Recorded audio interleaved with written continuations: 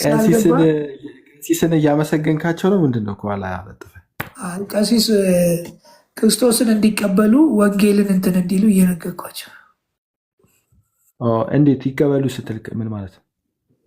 አይ ወንጌልን እንዲሰብኩ ከወንጌልም ውጭ ናቸው። ማን ነው ማለት መለኪያው ማን ነው? ራሳቸው ንግግራቸው። ምንትን ብለው ሚኪ እንዲስማማ የሆነ ምናምን አሉ። እኔ ደስ ነው የሚለኝ። አሁን ረጅም ጊዜ ያነሳሉ። ዛሬ ደግሞ አነሱና አይተውት እሱን የመልካም አሁን እደውልና ከቤተ ክርስቲያን እንትን አስብለዋለሁ ምናምን አሉ። ብዙ ተናገሩ። እንግዲህ ከዚህ በፊት ያለውን እኔ አንድ ቀን ስለዚህ አሁን እኔ ቤትም አይገቡም ገብተውም አያውቁም። ሰማያዊ ስፍራውን ተቀምጫለሁ አለኝ። ቴዚህ አይደለ አልኩት። አረ ሰማያዊ ስፍራ ነው አለኝ። እና ኃጢአት ስትሰራስ አልኩት። መጥቼ ንስሐ ገብቼ እሄዳለሁ አለኝ። ይኸውላችሁ በሰማያዊ ስፍራ ተቀመጥን ሲል ባለቤቱ የተቀመጠልን ስላለ ነው። ለምሳሌ ሞታችኋል ሲል የሞተ ስላለ ነው። አንተ እኮ አለ ተነስተሃል ሲል በእግዚአብሔር አሰራር ፈለግከው። ስሪንጁ ነው ወስደ አንስቴዥያ ምናምን የፈለግከው እንዴ? ዶክተር ነሽ እንዴ? በሉ ይሄ ቋንቋ አይገባኝም። ለደብተራ ማስታገሻ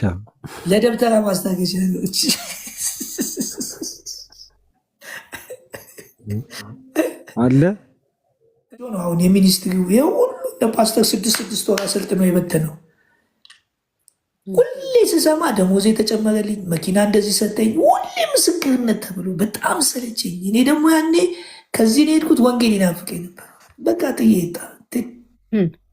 ምንድን ነው ጥቅሙ? እዚህ ጋር አንድ መኪና ጌታ ሰጠኝ ሲል እዛ ጋር የማያምነው 100 መኪና አለው። ለእሱ ማን ሰጠው? እኔ ከዛ የዛ እዛም እንትን አላልኩ። አሁን እዚህ ነኝ። እዚህም ያው ተቃውሞ ይቀጥላል። የተፈጠረው በካቶሊክ ሁሉ ነገር ካቶሊክ። የኦርቶዶክስ እኮ ጠላቷ እኮ ካቶሊክ እንጂ ፕሮቴስታንት አይደለም። አያውቁም። እውነት ነው። ሆን ብለው ፕሮቴስታንት ላኩ። ይኸውልሽ ሉተርን የተቃወመው እነሱን ነው። ኦርቶዶክስን እንኳ አልተቃወመም ሉተር። አሁን ካቶሊክን የሚያውቃት የለም።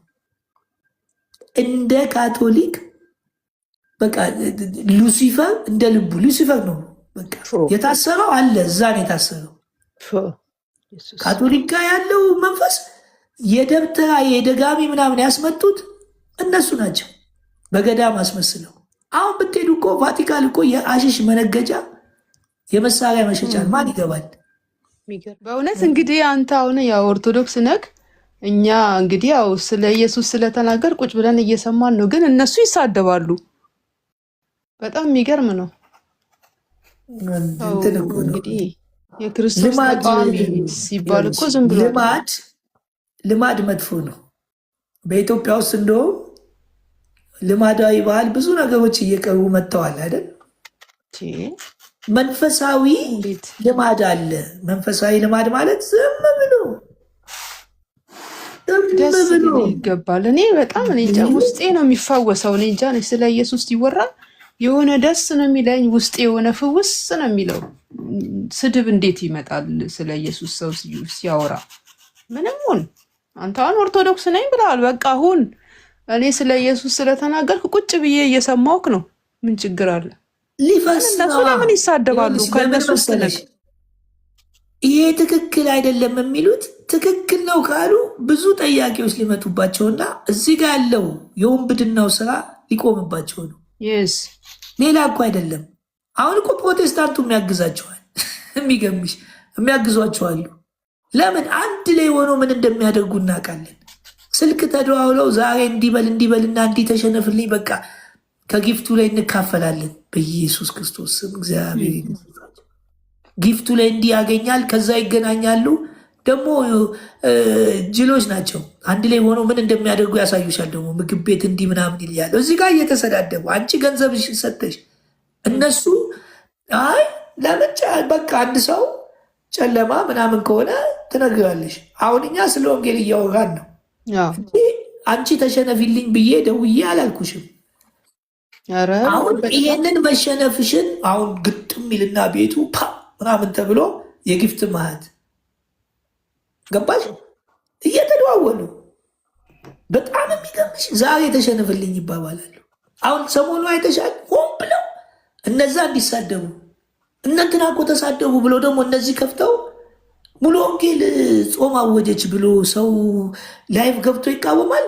ጾም በማወጅ ምን ችግር አለ? ከዓመት እስከ ዓመት ማንስ ቢጾም ሙስሊሙ ለምን አወጁ ብሎ የተቃወመ አለ እንዴ? እኔ ጤነኝነት እኮ አይደለም። መካነ ኢየሱስ እንትቃል ምናምን ከምትል ወንጌሉን ሰብከ ሰው ወደሚሄድበት ወደ ትክክለኛው ሄድበት። እኔ አሁን ኦርቶዶክስ ተዋሕዶ የመጀመሪያው ስትሰብክ የመጣችው ይሄንን ነው እያልኩ ነው። መጽሐፍ ቅዱስ አላት፣ ወንጌል አላት፣ የሚናገርላት ጠፍቶ ነው እንጂ በቃ የመጀመሪያ አይደለች እንዴ? የሐዋርያት ቅብብሎሹ አሁን የለም፣ ግን በፊት ነበረ። ስለዚህ ይሄንን ስትይ እነሱ ደግሞ እቺ ቴዎሎጂ ተምረው የወጡና ቴዎሎጂ እኮ ሊፋዘርን ታሪካቸውን እኮ ነው የምታተኙ እንጂ ስለ ክርስቶስ እኮ ብዙ አታውቂም። መጽሐፍ ቅዱስን የማያውቀውም እኮ ነው መጥቶ ይላል። ከዛስ አሁን የተናገርኩትን ወንጌል የትኛው አባት ብሏል ብሎ ይመጣል። አንቺ በኢየሱስ ክርስቶስ ስም እግዚአብሔር እንዴ ክርስቶስ የተናገረውን እኮ ነው። ማን አባት ፈቶታል ተርጉሞታል ይልሻል። ማንም አይፈታም፣ ማንም ተርጉም አልተባለም። አባቶች ለመጣው መልስ ነው የሰጡት። ለስህተት አስተማሪ ለተባሉት መልስ ሰጡ እንጂ ሁሉንም መጽሐፍ እኛ ያልነው ካላልነው ምናምን ብለው አላሉ። ባላሉበት ነገር እንትን ብሏል አይደል? አይተሻል አይደለ? ቲክቶክ ላይ እንትና እንዲህ ብሏል፣ እንትና እንዲህ ብሏል። ምንም የማይጠቅም ነገር በጌታ እንትና እንዲህ ያለ እኮ ኢየሱስ ምን ብሏል ብሎ ኢየሱስ እምነት ከመስማት ነው፣ መስማትም የእግዚአብሔር ቃል ነው። ቃሉ እያለ የሆኑ አባትን በተከራከሩበት ያኔ በተጣሉበት ነገር መጥቶ ይሄ እኮ እንትና አልተቀበለውም። አይቀበለዋ፣ እኔ ምን አገባኝ እንዴ? እኔ እቀበለዋለሁ። ቃሉን እኔ እቀበላለሁ። ቃሉን እኔ አምነዋለሁ። ቃሉ እውነት ነው። ነፃ ያወጣኝን ምን ያክታል እንዴ? ወንጌሌ እኮ ነው። ምንም እዚህ ላይ የምጨምረው ነገር የለም። ምንም ብትሰብክም እውቀት ቢኖርም የጥበቡ መጨረሻ ወንጌል ነው። ወንጌሉን ክርስቶስ ነው። በቃ ከዚህ ውጭ አትስሙ። ሰው በልበል እባክህ። የአባቶችም አባቶች ወንጌልን ካልነገርኩሽ ተዋቸው። ምን ያደ የኒቅያው ጉባኤ የእንትኑ ጉባኤ ምናምን ይሉናል። ጉባኤ እኮ የተሳሳተ ሰው አለ ብለው አሁንም እኮ አንድ ሰው ቢሳሳት ጉባኤ ብሎ ሊዘጋጅ ይችላል እንዴ? ወንጌሉ ግን እንዳለ ነው። ምንድን ነው ከወንጌል ጋር ጦርነት? ከኢየሱስ ጋር መጣላት? ከመጽሐፉ ጋር መጣ? ምንድን ነው? ምን አይነት መንፈስ ነው? ለነገሩ መንፈሱ የታወቀ ነው። ይኸው እኔንም ጀመረኝ። ለዛውም ደግሞ እነማን ናቸው? ሶስቱ ቢኒያም፣ ተመስገን ከፕሮቴስታንት የመጡ እኔ እኮ 4 ዓመት የቆየሁበት ነው ፕሮቴስታንት። ከነሱ በላይ በደንብ ነው እኮ የማውቀው። ለዛውም ምን አይነት እንትን እንዳሳለፍን እኛ ነን የምናውቀው።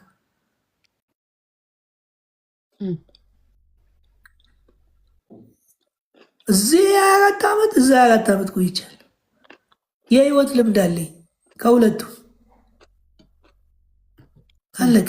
ግን የመጨረሻ ያስወሰነኝ ከወንጌል እዛም ወንጌል ነው። እኔ ጭቅጭቅ ሁሌ እንደተጣላሁ እኮ ነው። እዛም እናንተ የምታዩት አሁን ይዘላሉ፣ ይጨፍራሉ፣ የውሸት ትንቢት መረጃ ምናምን እሱ አይደኛ እሱን አይደለም እኛ ስንሟገት ነው።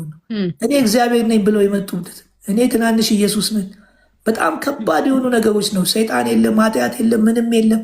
የት ያውቁታል? አሁን የሚከራከሩት ከነዚህ ጋር ያሳለፍነው እኛ እዛ በጣም ከባባድ ከአይምሯችን በላይ ያንን ሁሉ አይምሮ አልቀበልም እያለ ከአንዱ ቸርች ወደ አንዱ ቸርች እያዘልልኝ ምንም ረፍት በቃ። እግዚአብሔር ደግሞ ከጊዜ በኋላ ወደዚህ ያመጣኝ ይሄ ነው። ምን አለት እዛም እኮ ትልቁ ችግር ይሄ ፕሮስፐሪቲው ልክ አይደለም። አንድ ጊዜ ዊነር ይሄድ ነበር በነ ፓስተር ሚሊዮን በነ ፓስተር ሰለሞን ምናምን ጊዜ እና ያኔ እነ ፓስተር ቱንጆ ከወጡ በኋላ ነው። አሁን የነ ፓስተር ቱንጆ ነው አሁን የሚኒስትሪው ይሄ ሁሉ እነ ፓስተር 6 ወር አሰልጥነው የበተነው። ሁሌ ስሰማ ደሞዝ የተጨመረልኝ መኪና እንደዚህ ሰጠኝ፣ ሁሌ ምስክርነት ተብሎ በጣም ሰለቸኝ። እኔ ደግሞ ያኔ ከዚህ ነው የሄድኩት። ወንጌል ይናፍቀኝ ነበር። በቃ ጥዬ ምንድን ነው ጥቅሙ? እዚህ ጋር አንድ መኪና ጌታ ሰጠኝ ሲል እዛ ጋር የማያምነው 100 መኪና አለው። ለሱ ማን ሰጠው? እኔ ከዛ የዛው እዛም እንትን አላልኩ። አሁን እዚህ ነኝ። እዚህም ያው ተቃውሞ ይቀጥላል። ጊዜሽን ወሰድኩ የምትይው ካለ በይ። ምንም እግዚአብሔር ይባርክ። በእውነት እግዚአብሔር ይባርክ። ፎሎ አድርጊና የሚመችሽ ጊዜ መምጣት ትችላለሽ። ፎሎ አድርጌያለሁ። ኧረ ገባለሁ። ፎሎ አድርጌያለሁ። ግን እግዚአብሔር ይጠብቅ። አንተ አሁን እንደዚህ ላይ በላይ እየገቡ እንደዚህ የሚፎክሩት ያለህበትን ቦታ ማሳወቅ የለብን በተቻለ መጠን። ማንን? እኔ ኢትዮጵያ ውስጥ ከሆንክ እኔ እኮ በህይወት ባልነው ደስ የሚለኝ ወደ አባቴ ብሄድ ዝም ብዬ በማይረባ ሳይሆን በወንጌሉ ከመጣ በጣም ነው ደስ የሚለኝ። በጣም ያሳዝናል። አሁን የእኛ ሰው ክፉ ሆኗል። ምን እኔ እኮ ይኸውልሽ እንዲህ መነጽሬን እንዳያልቅም እኔ እኮ የእግዚአብሔር ልጅ ነኝ እህቴ። ዝም ብሎ አማኝ እኮ አይደለሁም። በጣም ለምንም ማደ እኔ እንደዚህ አይነት ነገር ሲመጣማ በጣም ነው ደስ የሚለኝ። በጸጋ ነው የምቀበለው። አሁን ስድብ ምን አመጣው? ስለ ኢየሱስ ሲሰበክ እኮ ነፍሳችን ደስ ይላል። ለዛውም እኮ የውሃ ጥምቀት አያስፈልግም እኮ አይደለም ያልኩት። ቤተ ክርስቲያን ያንን መሞትሽን መቀበርሽን በደንብ የምታውቂበት ነገር ነው እንጂ ጥምቀት፣ አንዲቷ ጥምቀት ኃጢአት የተሰረየው በደም ነው። ለምን? ደም ካልፈሰሰ ስርየት የለም። አሁንም ራሱ እኮ ኃጢአት ስንሰራ ንስሐ ነው እንጂ የምንገባው አንጠመቅም። ታዲያ ጥምቀት ስርየት ካልሰጠ አሁንም መጠመቅ አለብሽ አይደለ? በየጊዜው ማትጠመቂውን ጥምቀት ለኃጢአት ስርየት ነው ብለሽ እንዴት ትናገራለሽ? አሁን መቼ በየቀኑ አልጠመቅም አላለችም ቤተክርስቲያኗም። እነሱ ናቸው በፈለጉ መልኩ በቃ ጴንጤን ለመቃወም ተብሎ ብዙ ነገር እየተጨመረ ነው። የሚገርምሽ አረ ጴንጤን አይደለም ጴንጤን ተውና መጽሐፍ ቅዱስ የእግዚአብሔርን ቃል መቃወም እኮ ነው ይሄ። በጣም ነው በጸጋ ድናቸዋል የሚለውን እሱን ደግሞ ሰሞኑ አይተሻል። እኛ እኮ ልንን የፈለግነው ይላሉ። ምን አስባለ? በጸጋ መዳን አልተነገረም። አሁን እኛ ስንመጣ ነው እንደዚህ ልዩነት አለ ምናምን ከኛ እየሰሙ ይለቃቅሙና ያው እንደዚህ እኮ ልዩነት አያውቁትም እኮ ልዩነት በማያውቁት እኮ ነው። ሉተራኖች ድነዋል አልዳኑም ይላሉ። እነሱ መቼ ዳኑ እንዴ? ወንጌል ሳያምን ምን ሳይል ስለ ሌላ ሰው መዳን ታወራለህ እንዴ? መጀመሪያ ቤት ጥርቅ ይበል፣ ነፃ አውጣው ከደብተራ ከጠንቋይ ከአስማተኛ ከሞራ ገላጭ መጀመሪያ ነፃ አውጣ። አብረየው አልክ ደግሞ እኔ በክርስቶስ ነኝ፣ እኛ ቤት ክርስቶስ አለ። እንዴት እነሱ ማስወጣት አቃተው?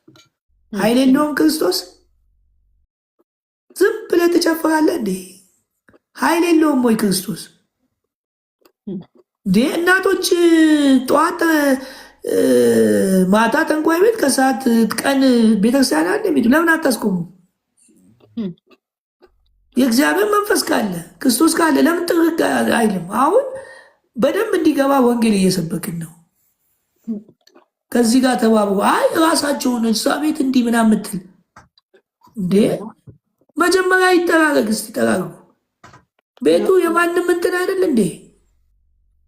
ሲፈልግ ሰይጣን 1 ሰዓት ይጸልያል፣ 1 ሰዓት አትንቀሳቀሱ። አንዱ ደግሞ 6 ሰዓት ላይ ሰይጣን ስለሚጸልይ ምሳ እንዳትበሉ። ብንጸድቅም ባንጸድቅም እኛ ክርስቲያን እንኑ የሚባልበት ቤት እንዴ? እና ካልጸደኩ ለምንደው ክርስቲያንም ሆነ? ብንጸድቅም ባንጸድቅም ማለት እኮ ትክክል ብንሆንም ነፍሰ ገዳይም ብንሆንም ምንም ብንሆንም እንኳን ክርስቲያን እንደዚህ አይነት የመጽሐፍ ቅዱስ ቃል አለ ወይ? ባልተጻፈ ነገር ቤተክርስቲያኗን የወንበዴ ዋሻ መሆኑ ሳናውቀው ቀርተን መሰላችሁ እንደ የመጣ ነው። መጽሐፍቷን አይተን የምስራች ወንጌል በአባቶች ዘንድ የነበረውን ነገር እነሱ የከፈሉትን ዋጋ እንኳን እዚሁ እንከፍላለን ብለን የመጣ ነው። ምንድን ነው እንደዚህ ራሳችሁን ሌሎችን እየወቀሳችሁ እኛን እየሰደባችሁ? ማርያም ትንታብሶ የአዳም እንትን አለባት እየተባሉ ከእነሱ ጋር አብረህ እያልክ እኔን ወንጌል ሰበከ ብላችሁ ልትቃወሙ? ምን አይነት እድለኛ ነኝ! የቆምክለት ወንጌል የቆምክለት ወይኔ እድለኛ ነኝ። እንደኔ እድለኛ የለም። ለዛውም በዚህ ዘመን እንዴ በጣም ወልድ መንፈስ ቅዱስ። ለዛውም እዚህ ቤት ሆኜ እንደዚህ እድለኛ ነኝ። እግዚአብሔር ይርዳክ በጣም። በስመ አብ ወልድ መንፈስ ቅዱስ። እና ቤቱ የወንጌል ቤት ይሁን። ወንጌል እየሰበካችሁ አይደለም፣ እያነበባችሁ እየመጣችሁ ነው። ስለ ሰዎች ነው የምታወሩን። ስለ ሰዎች ደግሞ ማውራት አያድንምም፣ አይለውጥምም፣ ከኃጢአትም አያሰረይም። ለመከላከል ብላችሁ ስለ ሰው አትሉ። ወንጌል ነው፣ ወንጌል ነው፣ ወንጌል ነው፣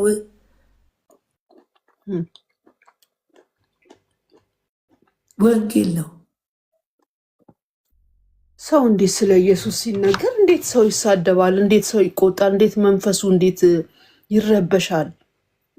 አንቺ እኮ አሁን የሰማሽው እንጂ ያው 2 ወር 3 ወር ይሆናቸዋል። በቃ እኔ ዛሬ ነው እንትን ያልኩት እንጂ በቃ ከሱ ጋር አታውሩ እንዴ። አናቁኝ። አይ አናናቅ ጥላት በቃ እንዲህ አድርገ ነው በሪፖርትም በምንም ከዚህ እንትን እንዲወጣ ምናምን እንድን ምን ከዘላለም የወጣ አስቀረኝ መሰለ። እዚህ ምን እደክማለሁ እንጂ ውጣ ብትወጣ እግዚአብሔር ከዚህ የተሻለ ስፍራ አለው ለአንተ። ህዝቡን ሲያከብር ህዝቡን ሲያሻግር ነው እንጂ ያየ ነው። ማንም በክርስቶስ ቆሞ ደግሞ የተዋረደ ሰው የለም። አንድ ነገር እንዳትፈራ ማለት ያው ስለማታውቂ እንጂ እነሱ ንግግር የእነሱ እንትን ማለት ዛሬ ነው እንጂ እኛ እኮ እንደዚህ አናደርግም። እኛ ርዕስ ይዘን እንላለን። ዛሬ ግን የተናገሩት ሰው እንዲያውቅ ነው። በቃ ይሄ ሰውዬ ወንጌል ያስፈልገዋል። የሚገርም እኮ ነው በጣም ወንጌል። እኔ ከድሮም እኮ ነው ገና ሰውዬው ይህ ሰውዬ በቃ መንፈሱ ጥሩ አይደለም ማለት በቃ እኔ ብቻ ነኝ አዋቂ ነኝ እኔ እኮ አራዳ ነኝ ምናምን እንዴ ምንድን ነው? ይህን የመሰለ ቆንጅዬ ሰው ደግሞ እንደወረ ኢየሱስንማ ይማርከዋል። አይ ቅድም ተጸልዮበታል፣ ይመጣል ይህ ሰው። እኔም ጸልይበታለሁ። ቴላጎ ሞት አይፈራም። ይሄ ደግሞ ከቅድም ያነሳ የሚጽፎንማ እኔ እኮ አላውቃትም። ሴት ላከው ሞት አይፈራም። እኔ እኮ አላውቃትም። ማነች እሷ? አንድ ልጅ አለ በቃ ዝም ብሎ ይጽፋል ከቅድም ያነሳ። እሺ ማነው? ከነአን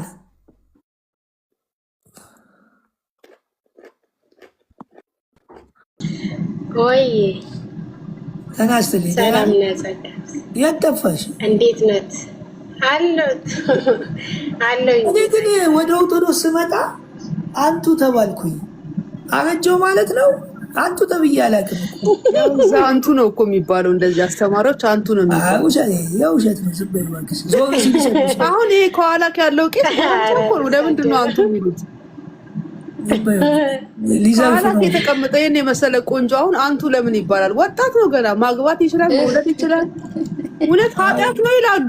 ማግባት መውለድ አግብተዋል፣ ልጅም ቢያላቸው እንጂ ሌላቸዋል። ልጅ ነገሩን ማለቴ ነው። እኔ ማግባት ይችላሉ፣ ሌሎችም አሉ። እንደዚህ ማነው ሆኖ አንቱ እያሉ በቃ ያስረጃቸው ሳያረጁ ጳጳሳት እኮ እንደሚያገቡ መጽሐፍ ቅዱስም ፍትሐ ነገሥቱም እኮ ይናገራል። ግን እነሱ ይመነኩሳሉ በወጣትነታቸው። ውሸታቸው። አልተከለከለም፣ ትዳር አልተከለከለም፣ እንጀራ አልተከለከለም። ብትችሉ እኮ አንድ ሴት ለአንድ ብሏል ጳውሎስ። ሁለቱንም ይኸውልሽ እንደ ሕግም ተቀምጧል። ጳውሎስ ከመጽሐፍ ቅዱስ አውጥተው ዲያቆን አዲስ እናንተ አግዙኝ እንጂ በመሀልም ሲፈልጌ እኔ ቆንጆ በጣም ነው እውነት። ቅድም ንግግሯ ደስ ብሎኛል። ተባረኪ። የማን ሲፈን አሚን መራይቲ አይ ሲፈንን እንዳታምኛት፣ የብፁዕ ወዳጅ ነች። እኔ አላምናት። ስማ መልኬ፣ እኔ ግን በቄዳር ላይ ጥያቄ አለኝ። እሺ ስትጨርስ እባክሽ። አሁን እንደዚህ አይነት ጥያቄዎች በቃ እንትኑ ጥምቀት ነው ጥምቀት አይደለ እንዴ? በጣም ታዩ መጽሐፍ ቅዱስ ውስጥ የለም። ዝም ብዬ ቡልጋሪያ ምናምን ስትል እኮ እኔም እዛ ሰፈር ስለነበርኩ አክስቶቼ አጎቶቼ እዛ ናቸው። ቡልጋሪያ ከርቸሌ ሚካኤል ማሞካቻ ጋር አሁን የሆነ አፍሪካ ህብረት ሆኗል። ማሞካቻ ያ አሁንም አታውቂውም? ቆየሻል? አሁን አታውቂውም? ውጭ ወጥተሻል? አዎ እኔ ዩሮፕ ነኝ ያለሁት አሁን። እግዚአብሔር ይጠብቅሽ። የኢሮፕ መንፈስ አሁን በጣም ከባድ ነው። ከርቸሌው ሚካኤል እንዳለ ተይዞ ቡልጋሪያ ሚካኤል ያለው አዎ እዛ ወጥቷል። አዎ ቅርብ ጊዜ አይቼዋለሁ ነበር። ጆን ዘማሪው እዛ ቡልጋሪያ አደባባይ የለችም? አዎ ወደ ታች ነበር በክተራ የድሮ በክተራ እሱ አንድ ጊዜ እንትን እንል ነበር እና አንዴ እሱ ቸርች ውስጥ ለመግባት 30 ጥያቄዎች አሉ። ከ30ው መኪና ጆን አባቴ ነው እሱ የሚለውን እንትን ማነው አባቴ ያደርገው ደግሞ የምፈርመው ወደዛ እንደዚህ እኔ ቃው ይሆንሽ የሚገቢ ሲፈን እዛም እያለሁ እንዲህ ነኝ። ጎበዝ መልኬ ጌታን እንዴ ዋና አቋሙ ከዛ ቸርች ሌላ ማንም አታገባም እነሱ ናቸው የሚመርጡልሽ ብለው ለምን መሰለሽ ቸርቿን እንዴት እንደማ እናውቃለን እኮ እኔ እኮ ይኸውልሽ ቸርች ስንከ እኔ ሁሌ ተቃዋሚ ነኝ። በቃ እንትን አይለኝም። አሁንም በተለይ ምን ያናድዳል ብትሉኝ ይኸውላችሁ አሁን ካቶሊክን የሚያውቃት የለም እንደ ካቶሊክ በቃ ሉሲፈር እንደ ልቡ ሉሲፈር ነው በቃ የታሰረው አለ እዛ ነው የታሰረው። ካቶሊክ ጋር ያለው መንፈስ የደብተራ የደጋሚ ምናምን ያስመጡት እነሱ ናቸው በገዳም አስመስለው። አሁን ብትሄዱ እኮ ቫቲካን እኮ የአሽሽ መነገጃ የመሳሪያ መሸጫ ማን ይገባል?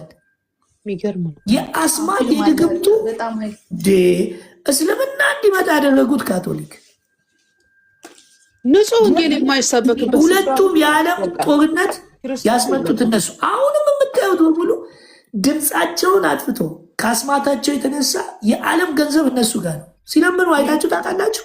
መባ ሲሰበስቡ ምናምን የለም፣ ገንዘቡን ሁሉ ተቆጣጥረውታል።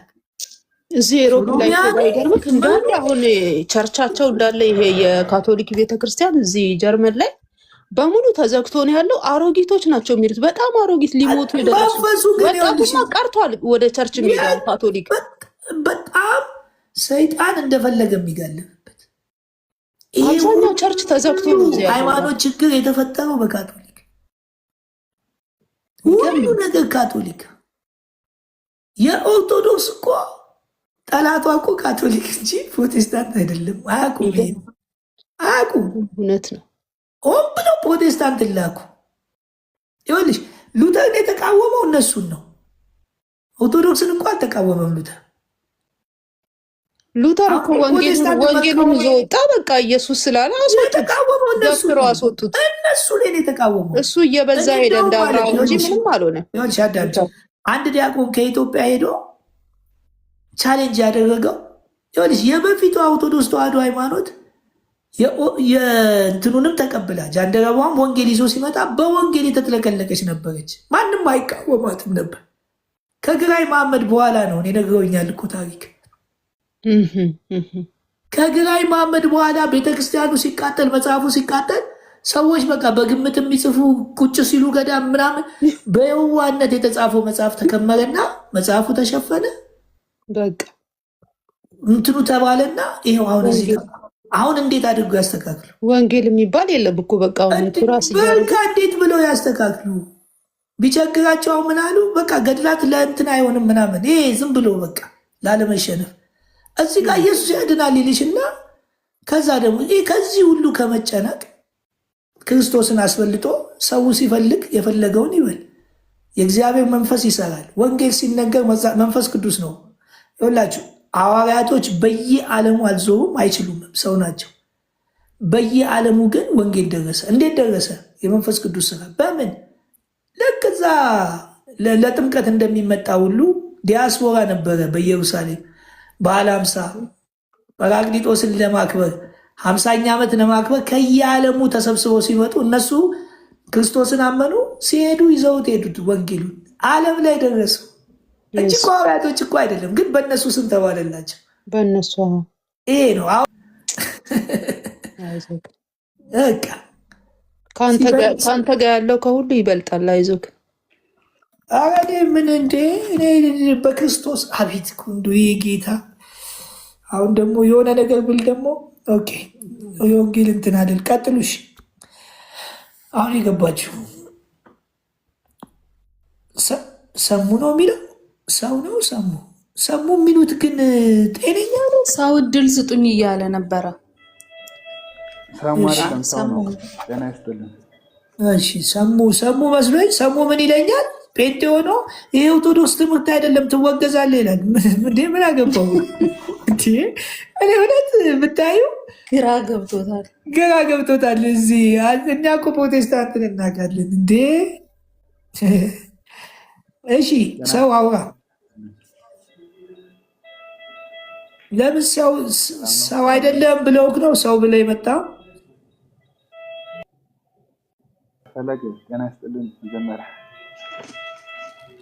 ኦኬ ሆስፒታል ውስጥ ነው ያለው። እስቲ መርፌ ላክልኝ እስቲ።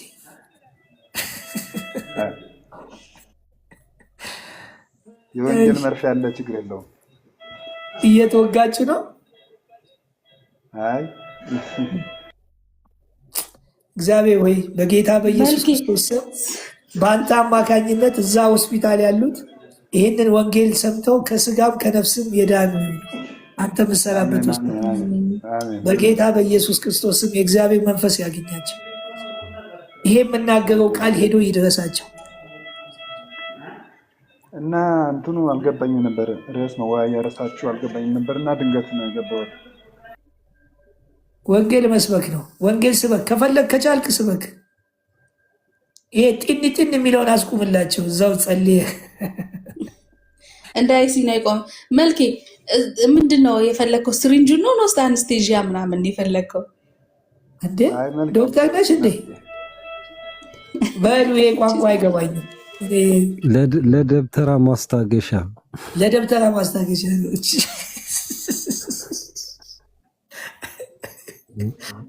አለ። ምንድን ነው የፈለግከው? ስሪንጁ ነው ውስጥ አንስቴዥያ ምናምን የፈለግከው እንዴ? ዶክተር ነሽ እንዴ? በሉ ይሄ ቋንቋ አይገባኝም።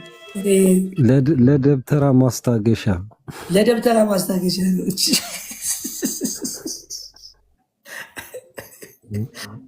አለ።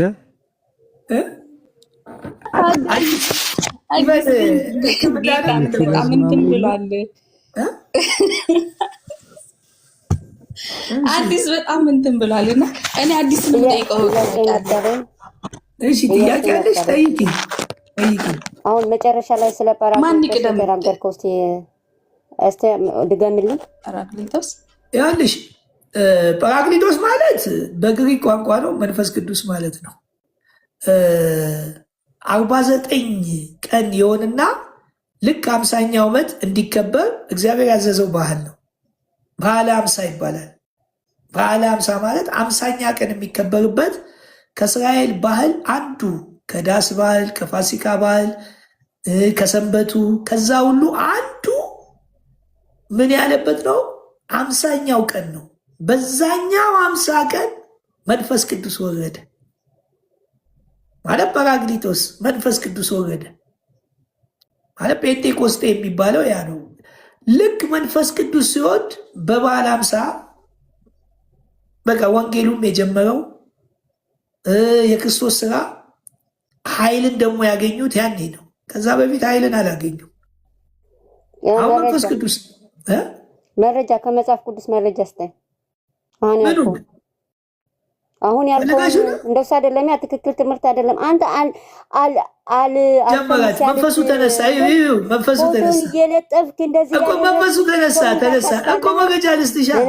መናፍቅ መንፈሱ በጌታ በኢየሱስ ስም በጌታ በኢየሱስ ያልሆን ብለህ በጌታ በኢየሱስ መንፈሱ ይመታ። አንድ ነገር ቢጠየቁ ከሆነ ጥቅስ አያመጡም። ግን መንፈሱ እንዴ እኛ ግን እኮ በእጄ ላይ እንዴ አይን የበራ እኮ እጄ ላይ እኮ አይን በርቷል። ብዙ ነገር እግዚአብሔር እኮ በህይወቴ ላይ እንዴ ነብይም እኮ ተብያለሁ በዛኛው ቤት። ግን ያው ያኔም አልወድም። ያኔም ቢሆን እንደዚህ አያችሁ መንፈሱ ምን አለ? የራሳቸው አስተማሪ ነህ። እኛው እንግዲህ የእኛ አስተማሪ አይደለም እኮ የእነሱ አስተማሪ ነህ። ለምን እናደዳለን? አስተማሪ አይደለሁም። እኛ ቁጭ ብለን እየሰማን ነው። አሁን ቆይ ጠየቀች አይደል? በቃ መረጃ ለምን አጠብቅም? እሺ መረጃ ካለች አወጣላታለሁ። እግዚአብሔር ይመስገን። ቱግ ቱግ ያረጋታል። ለመሳደብ ነው መጀመሪያ የገባችሁ እኮ። ወይ ጌታ ኢየሱስ ልከዋት ነው። ዘበኛ ነበርክ እንዴ? ዘበኝነት ጌታ ከዘበኝነትም ያስነሳል። ዘበኛ እንዲህ ነው እንደሚጻፈው። ባይገርምሽ እዚህ ሀገር እዚህ ኤሮፕ ላይ ዘበኝነት ለመስራት ስንት ፕሮሰስ ይጠይቃል መሰለሽ? ሹፌርስ እንዲህ ነው የሚጻፈው። አንተ በደንብ ነው የምታየው። እግዚአብሔር ይወርቅ። ሹፌር ለማለት አሳሳቧን ራሱ አዳይ እንትን ነው ስትወራ ራሱ እንትን ነው ደስ ይላል። ተብታባናት ለዛ ይሆናል። ወይን እየበላችሁ ነበር ወይን ተብታባናት ሲፈን እንደሆነ ቆንጆ ይኸውላችሁ ባህል ሲቆይ ሃይማኖት ይሆናል። ስማ እኔ እኮ ቢገርመኝ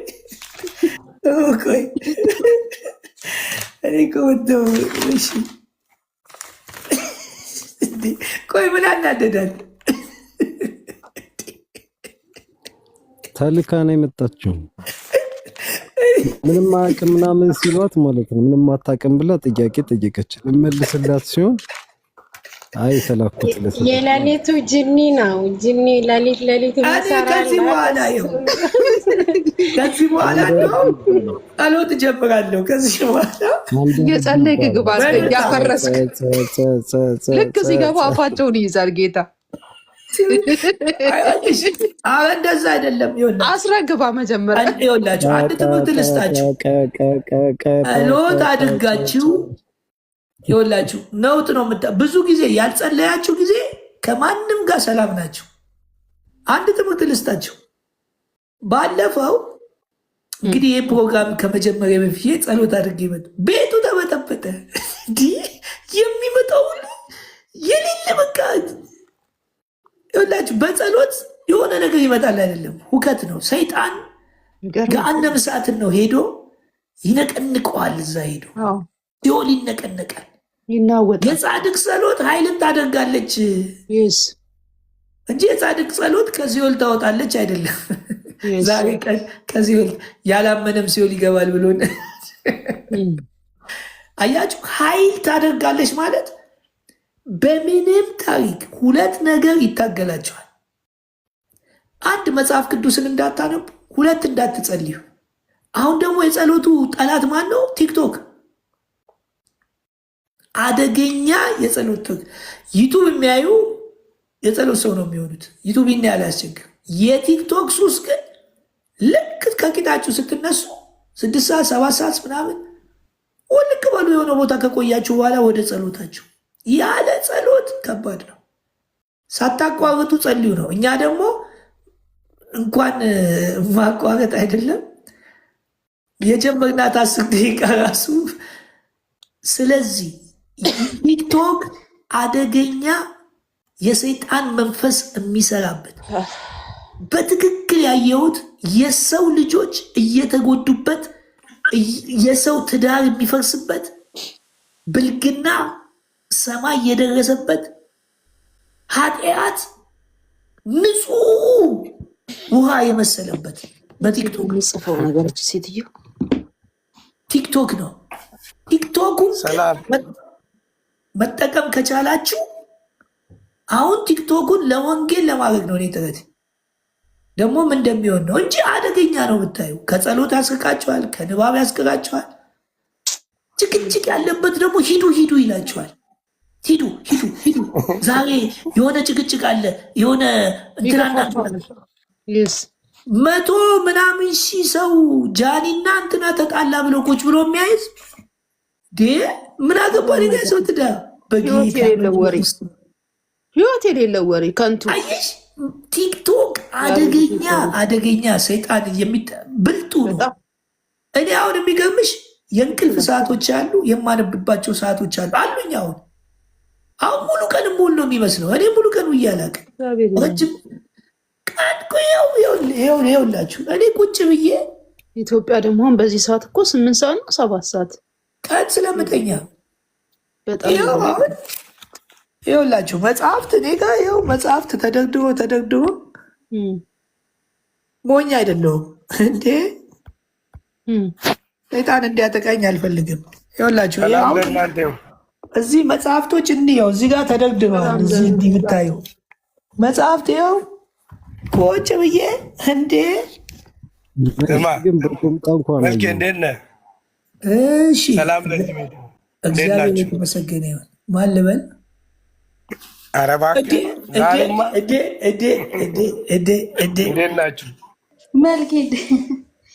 ዳዊትዬ አንተ ዳዊት ውጭ ነው ያየሁህ። በቀደም የሆነ ቦታ ውጭ ነው ያየሁህ። አይ ግቢ ውስጥ ነው ያየኝ አይደለም፣ ውጭ ከኢትዮጵያ ውጭ። ልቀልድ ብዬ ነው። ደህና ነህ? እንደምን ነህ? እሱማ አንተ ያው ታውቁታላችሁ የፕሮቴስታንት ሁላችሁንም ሰላም ብያለሁ። በድራማም በፊልምም ወንጌል የሚሰብክ ሰው የሰፈሬ ሰው አብረን ብዙ በወንጌል በጣም እንግዲህ ረጅም ጊዜ እንትን ያለ ነው። በጣም መልክ የሰፈረ ልጅ ነው። ታዲያ በኢየሱስ ከሰፈሩ ነው ማለት ነው። ከሰፈሩ ነው ማለት ነው። ያ ሰፈር አስኮ አዲስ ሰፈር ማለት የጠንቋይ ሰፈር ነው። የጠንቋይ በቃ የኔ እንኳን ሰፈሬ ውንጌት ነው። ኳስ ሜዳን ጨምሮ ከኳስ ሜዳ ከኳስ ሜዳ መድኃኒዓለም ሸጎሌ ምናምን በቃ አዲስ ከተማም እኮ ያው ከረምታት እንኳን ገብተው የሚሳደቡ 90% በተለይ እዛ ሰፈር ያሉ እርግጠኛ ነኝ ወይ ካዳሚ ናቸው ወይ እግዚአብሔር ነፃ እንዲያወጧቸው ጥቅስ ብቻ ላኩላቸው። ለእነሱ ስድብ እንዳትመልሱ። በተረፈ መልኬ በጣም ያስደሰተኝ ነገር እኔ እንደውም ኤፍሬምን አሁን ልክለታለሁኝ። አንተና ኤፍሬም በተለይ ይሄ ክርክር ጭቅጭቅ ያለበት ቤት ባትገቡ እንደው አደራ። በእውነት ምንም ሮጣት ታውቀኛለህ። ስለሰማሁ በጣም ደስ ብሎኝ ነው የገባሁት እንጂ አልገባም ነበር። እና አሁን በተጀመረው ይሄ ሉተራን ወንጌል በዚህ ወጥቶ በዚህ ወርዶ ሆን ብለው ቲክቶክን እውነት ለመናገር እግዚአብሔርም እየተጠቀመበት ነው። የዛን ያህል ደግሞ ታይቶ የማይታወቅ የስድብ ትምህርት ቤትም ይመስላል። ግን እግዚአብሔር ይመስገን ደግሞ የሚያመልጡ አሉ፣ ደግሞ ዘመናዊ ሿሿዎችም አሉ። ግን ቢሆንም እኔ ዛሬ አንተ ጋር በጣም ደስ ያለ ነገር ዘልዬ የገባሁት በተለይ የጭቅጭቅ ሰዓት እኔንም ሮጥ ያስወስደኛል ያልካት በጣም ተመችታኛለች። እና በተቻለ መጠን እንደው እባካችሁ በዚህ ውስጥ ያላችሁ ሴት ወንዶች፣ በየትኛውም ቤተ እምነት ያላችሁ በምንም ስህተት ከቻላችሁ እግዚአብሔር ከረዳችሁ የእግዚአብሔር ቃል የሚነገርበት ከዘፍጥረት እስከ ዮሐንስ ራእይ ቃሉ ያለበት ቤት ሄዳችሁ ቃሉን ሰምታችሁ ብትወጡ ይሻላል እንጂ ከጸብ ከጭቅጭቅ ከነገር ምንም ከመሰናክል ውጪ የሚመጣ አንድም ነገር የለም። በእውነት እግዚአብሔር ምስክሬ ነው የምላችሁ። እኔ አሁን አንዳንድ እንዲህ ወዳጆቼ ድንገት አሁን መልኬም ባይናገር እንደውም አልገባም ነበር እና በቃ በተቻለ መጠን ለእንደዚህ አይነት ቦታ ራሳችንን ክፍተቱን የምንፈጥረው አገር ምድር በተጨነቀችበት ሰዓት በጾም በጸሎት እንደገና ደግሞ የእግዚአብሔርን ፊት በመፈለግ የወንጌልን አዋጅ ማስመለጫ መንገድ መናገር በቃ አንድ ቃል እኮ በቂ ነው አይደል? ዮሐንስ 14:6 ላይ እኔ መንገድም እውነትም ሕይወትም እኔ ነኝ፣ በእኔ በቀር ወደ አብ የሚመጣ የለም። እኔነትን አስፍኖ ጨዋና ጻድቅ ቅዱስና ንጹሕ የሆነው ከሰማያት የወረደው በመንፈስ ቅዱስ ከድንግል ማርያም የተወለደው አለቀ። ዛሬ ኢየሱስን እናውቃለን ብለው ኢየሱስ ማን ነው ብለው ጥያቄ ይጠይቃሉ። እንዲህ አይነት ክርክሩ ቤት ውስጥ እንደው በተለይ ሴቶችዬ በተለይ ብትችሉ አደራችሁን በተቻለ መጠን እንደ ምን አለበት ዘመኑ እኮ ይሄንን ተላልፏል። ሉቃስ ወንጌል ምዕራፍ 1 ላይ እነዛ የአምር በእሴ ወእምኑ አለች ወንድ ስለማላቅ እንዴት ይሆናል። ያ ነገር ከተረጋገጠ በኋላ ለሰብካችሁ አይደለም። ላይ ስትወጣ ኤልሳቤጥን ስታገኛት የጌታዬ እናት ማነገራት መንፈስ ቅዱስ በውስጧ ስለጸለለ ክብር ለኢየሱስ ይሁን። ኃይል ከሰማይ ስለተቀበለች ከሴቶች ሁሉ የተለየች ስለተባለ እሷም ልፍ አለችና ኤልሳቤጥ በጣም እኔ ይገርመኛል እሱ ነገር ታውቃላችሁ። በዛች ወጣትነት እድሜዋ የሄደችበትን ጉዞ መልኬ በደንብ ያስረዳችኋል ሌላ ቀን። ኢየሱስ ጌታ ነው። እኔ በጣም የሚገርመኝ ነገር መንፈስ ቅዱስ ያንቺን ሰላምታ ስሰማ በውስጥ የዘለላል። ያኔ ራሷ ኤልሳቤጥ እንኳን የዛን ቀን ይመስለኛል ያረጋገጠችው። ምክንያቱም በኢትዮጵያ ባህል አባባል እቺ ማትወልድ መካን እያሉ ወይ ቤተ መቅደስ ውስጥ ይቀሳሰሩባት ነበር ማለት ነው። ስለዚህ ነፍሴ ጌታን ታከብራለች፣ መንፈሴን በመድኃኒቴ ሐሴት ታደርጋለች። እነሆ ከዛሬ ጀምሮ ትውልድ ሁሉ ብጽዕት ይሉኛል አለች እንጂ ከዛሬ ጀምሮ ትውልድ ሁሉ ይሰግድልኛል ያላለችውን ለማለት የሚሞክሩት የሆነ ጦርነት። ከዛስ የሚላችሁን አድርጉ ዮሐንስ 2 ላይ። ዛሬ ምን አለበት እህቶቻችን እግዚአብሔር አምላክ ቃሉ የሚለንን ስናደርግ መኖር እንጀምራለን። መኖር የጀመርነው እኮ አሁን ነው። እኔ አሁን እነ መልኬ እነ ሲፋን እዚህ ውስጥ ማቃቸው አንዳችም እንኳን የነሱን ያህል አንድ የጥፍር ቆሻሻቸውን ያህል መልካም ነገር የሌለብኝ ለእግዚአብሔርም ለሰው የሚማልመች የቃል እንቅፋት ከድቅድቅ ጨለማ ገባና ነፃ ወጣኝ። በቃ ያወጣኝን እኔ እንደዛ እንዳይነ ስውሩ ነው መናገር የምፈልገው። ፈሪሳውያኖቹ በዛን ወቅት እንኳን ሊከሱ ቤተሰቦቻቸው ስለፈሩ ሙሉ ሰው ነው ጠይቁታል። አንተ ግን እንዴት ነው ሲሉት በቃ እውር ነበርኩ አይኔ በራ፣ እኔ ጎዳና ወጥቼ ነበረ ከጎዳና ነፃ ወጣኝ። በደዌ ከራስ ፀጉሬ እስከ እግር ጥፍሬ ድረስ ከሲኦል ካወጣኝ በኋላ ደሙን በደሜ ቀየርና ነፃ ሰው አደረገኝ። በአንተ እውነት እግዚአብሔርን እኮ ማመስገን አለብን። እግዚአብሔር ዘመናችሁን ይባርክ። በእውነት ፕሊስ በቃ በተቻለ መጠን በእውነት እግዚአብሔር አምላክ ከሁላችሁ ጋር ይሁን። በእውነት ነው የምነግራችሁ። እግዚአብሔር አባትነቱን የእግዚአብሔር ወልድ ምሕረትን የመንፈስ ቅዱስ አጽናኝነትን ምን አልከኝ? ቀሊናውጣ እሺ። እና ተባረኩ። እግዚአብሔር ከሁላችሁ ጋር ይሁን። እግዚአብሔር ይጠብቃችሁ። እግዚአብሔር ፊቱን ወደ እናንተ ያንሳ። የእግዚአብሔር አብ አባትነት፣ የወልድ ምሕረት፣ የመንፈስ ቅዱስ አጽናኝነት ከሁላችሁ ጋር ይሁን። በጌታ በኢየሱስ ክርስቶስ ስም እኔ ጸልያለሁ። ቋንቋ የሚደባልቅ በዚህ መስመር ውስጥ በዚህ ፕላትፎርም ውስጥ ከእግዚአብሔር ቃል ውጪ አታክ ለማድረግ የሚወጡ መጽሐፍ ቅዱስ እንደሚል ፊደል ይገላል ይላል። የእግዚአብሔር ቃል ከሙት እንዳስነሳን በሕይወት እንድንኖር ካደረገን ከእውነቱ መንፈስ አንዴ ተቋድሰናልና ከዚህ ሊያወጣን የሚወጣ አንቲክራይስት መንፈስ በጌታ በኢየሱስ ክርስቶስም ወደ ጥልቅ የወረደ ይሁን። እግዚአብሔር ይባርካችሁ፣ ይጠብቃችሁ። እግዚአብሔር ፊቱን ወደ እናንተ ያንሳ፣ ሰላሙንም ይስጣችሁ። በአብ በወልድ በመንፈስ ቅዱስ አንድ አምላክ ስም ባረኳችሁ። ወዳችኋለሁ። ተባረኩ። ድሉን ስላገኘው ለአደራ ለማለት ነው። ወዳችኋለሁ። ሰላሙንልኝ። አሜን። አይዴቭ መታደል ይወላችሁ። ሰው ይደክማል፣ ይነሳል፣ እግዚአብሔር ያነሳል። በእውነት እግዚአብሔር ያነሳው። አያችሁ፣ ሰው ብዙ ነገር ብሎት ነበር። እግዚአብሔር ያለው ነው የሚበልጠው። እግዚአብሔር ያለው ይሆናል። ሀሳቡን ማን ይሽረዋል? አንድ መዝሙር አለ። እግዚአብሔር ያለው ይሆናል፣ ሀሳቡን ማን ይሽረዋል? እግዚአብሔር ያለው ነው በህይወታችሁ የሚሆነው። እውነት ዴቭን ስለማቅ ነው። እግዚአብሔር ያነሳል።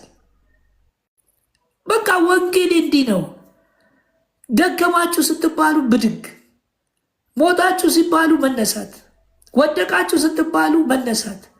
በቃ ተንገዳገድን አለ ጳውሎስ እኮ ብዙ ነገር በወንድሞች ፍርሃት፣ በመርከብ ጉዞ ፍርሃት፣ በእንትን ፍርሃት ብቻውን የቀረበት ጊዜ ነበረ እኮ እስር ቤት።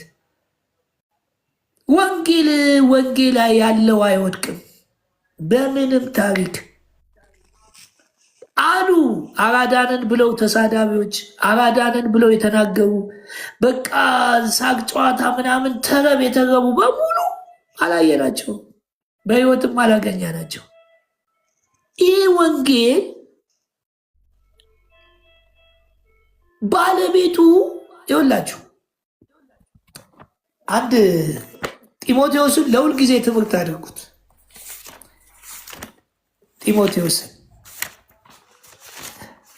መጽሐፍ ቅዱስ ወንጌል አይደለም። መጽሐፍ ቅዱስ ውስጥ ግን ወንጌል አለ። መጽሐፍ ቅዱስ ወንጌል አይደለም። መጽሐፍ ቅዱስ ውስጥ ግን ወንጌሉ አለ። የምን የሰው ሀሳብም የሰይጣን ሀሳብም የመላእክትም ቃሎች ስላሉ መጽሐፍ ቅዱስ ተባለ።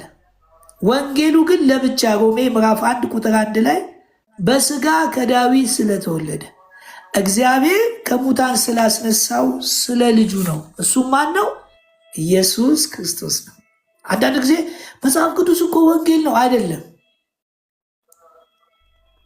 መጽሐፍ ቅዱሱ የእግዚአብሔር ቃል ተብሎ ተቀምጧል። ከዛ ውስጥ ግን ወንጌል ለብቻ፣ ወንጌል ከሌሎቹ ጋር አይነካከም። ለምን ሲባል የዳንከው በወንጌል ስለሆነ ነው። ሌሎቹ መጽሐፍትስ ይኸው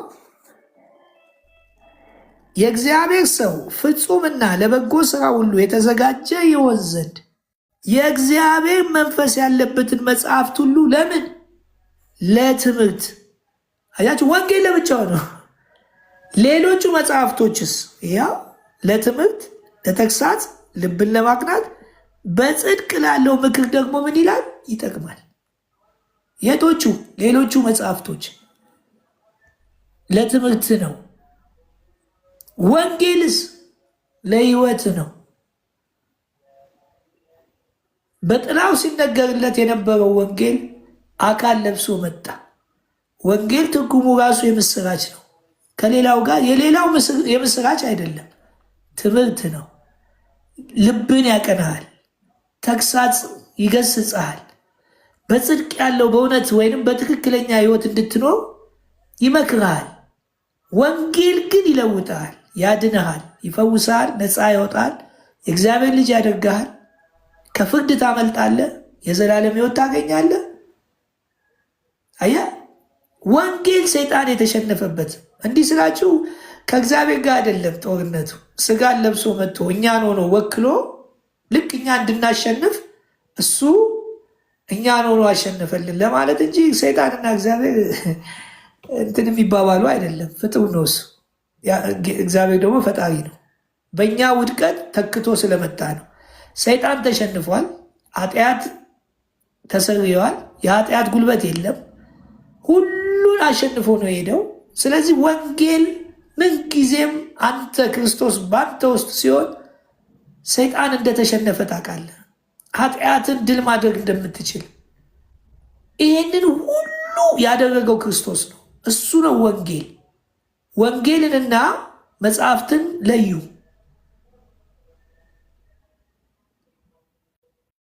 ወንጌል ሁሉ መጽሐፍ አይደለም። ወንጌል ክርስቶስ ስለ ክርስቶስ የሚነገር የማቴዎስ ወንጌል የተባለው እኮ ስለ ክርስቶስ ስለ ጻፈ ነው። ማቴዎስ ለመለየት እንጂ የማቴዎስ የሚባል ወንጌል እኮ የለም። የማርቆስ የሚባል የለም። ስለ ጻፉት ወንጌሉን ስለ ጻፉ ማርቆስ የጻፈው ለማለት እኮ ነው። የማርቆስ ወንጌል፣ የሉቃስ ወንጌል፣ የዮሐንስ ወንጌል የተባለው እንጂ ወንጌል አንድ ነው። ስለ ክርስቶስ ስለ ጻፉ ነው ወንጌል የተባለው። ወንጌል በቃ ክርስቶስ ነው። ከሌላ መጽሐፍ ጋር እያገናኘ ዝም ብለህ እንዲህ እያመጣ እኩል ለማድረግ አትጣር። አይሆንም። የሰዎች ታሪክ ወንጌል አይደለም።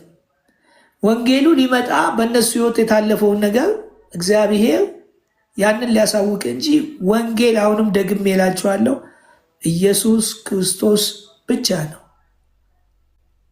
ወንጌሉን ከሌላ መጽሐፍ ጋር እያገናኘ ይሄ ወንጌል ነው ይሄ ወንጌል አይደለም ምናምን አትበለው። ስለ ወንጌል ከተናገረ ስለ ክርስቶስ፣ ከክርስቶስ ውጭ ወንጌል የሚናገር የተረገመ ነው ይለዋል። ስለ ወንጌል እንጂ መጽሐፍት አያስፈልጉም አይደለም። ለህይወት ለትምህርት እንጂ ለዘላለም ህይወት ከፍርድ ለማምለጥ የእግዚአብሔር ልጅ ለመሆን ወንጌሉ ነው የሚያስፈልግ። ከዛ በኋላ ወንጌሉን ካገኘ በኋላ ትማራለህ፣ በህይወት ዘመን ትገሰጻለህ፣ ትመከራለህ በሌሎቹ መጽሐፍቶች። በወንጌሉ ግን ድነሃል፣ እንደገና ትድናለህ። አሁን የምለው የብሉይ ኪዳን የአዳምን ያዳነበትና አሁን ደግሞ ከፍርድ የምታመልጥበት እንጂ ድናል እየዳንክ ነው ትድናል የሚል 3 ጊዜ መዳንን እያወራው አይደለም። በአንድ ባመንከው ነገር 2 ነገሮችን አግኝተሃል። ስለዚህ ወንጌሉንና መጽሐፍቶቹን መለየት። ወንጌል ከተባለ ከክርስቶስ ውጭ ምንም የለም። መጽሐፍ ቅዱስ ነው። መጽሐፍ ቅዱስ ውስጥ ወንጌል አለ፣ እንዳትሳሳቱ። መጽሐፍ ቅዱሱ ወንጌል አይደለም። መጽሐፍ ቅዱስ ውስጥ ግን ወንጌል አለ ነው የሚባለው እንጂ ሙሉ መጽሐፍ ቅዱስ እኮ ወንጌል ነው ይላል አንዳንዱ። አይደለም እንዴ! ስለ ብዙ ነገር ተጽፏል። ኧረ ተው ናግባ እናንትን በልኛ ከተሳሳት ኮነ አስተካክልኝ አስተካክሉ። ይሄን ይመስላል። ኧረ ጎበዝ በርበራ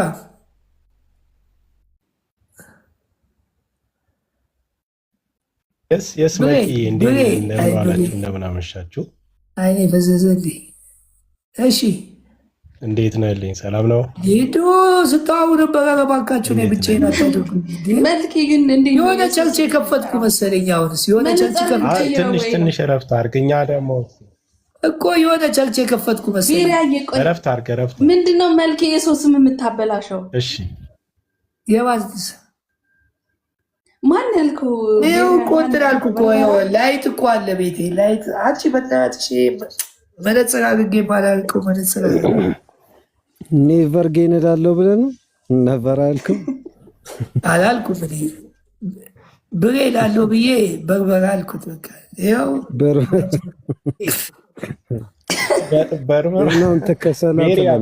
ቤሪያ ታውቃለህ መልኬ በጣም እኔ ግራ እየገባኝ ነው። በቃ እዚህ ቤት በመጣው ቁጥር ሚውት አድርጌ መሳቅ ነው። በጣም የደስታ መንፈስ። እኔ እንጃ እንዴት ነው። ሲፋን ግን ምን ይሰማሻል? አይ ቶቶ እሷ ጠላቴ ነች። እሷ ከብዙ ጋር ሆና ዋና ጠላት ነች። ብዙ አስጠቃኝ እኮ እኔ እኮ ብዙ አስጠቃኝ ብዙ። አይ ከዚህ በኋላ ዴማስ ነው የምንለው። ዴማስ ነው ብዙ አይደለም። ሲፋን እያለች እኮ ነው። ዴማስ ሉክ እንዴት ነው? ሲፋን ምንድን ነው? አዎ ሲፋን ሳቄን እይ ማለት እኮ ነው። ሲፋን በምንኛ ነው? እየሳኩ ነው። በእንግሊዘኛ በእውነት በእንግሊዘኛው እንደዛ ነው። ያንቺ ኢትዮጵያ አይደለሽ እንዴ? አዎ ግን የኔ ግን እንትን ነው፣ ኦሮምኛ ነው ስሙ እኮ እንደዛ ወይ አካብጂ አዲስ የተረጎመበትም አሪፍ ነው። ደጉማ አረ ምንድነው መልክ የኔ ስም የኦሮምኛ ነው እንጂ አልኩ። አሁን አከም ጅርታ ምናምን አያቀተኝም።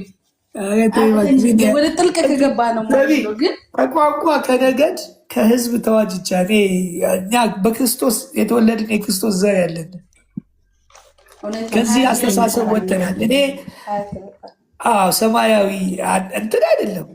በሰማያዊ ስፍራ ክርስቶስ ተቀምጧል። እኔ እንደተቀመጥኩ ተቆጠረልኝ እንጂ እኔ አሁን ሰማያዊ ስፍራ አሁን ተቀምጫለሁ አለኝ።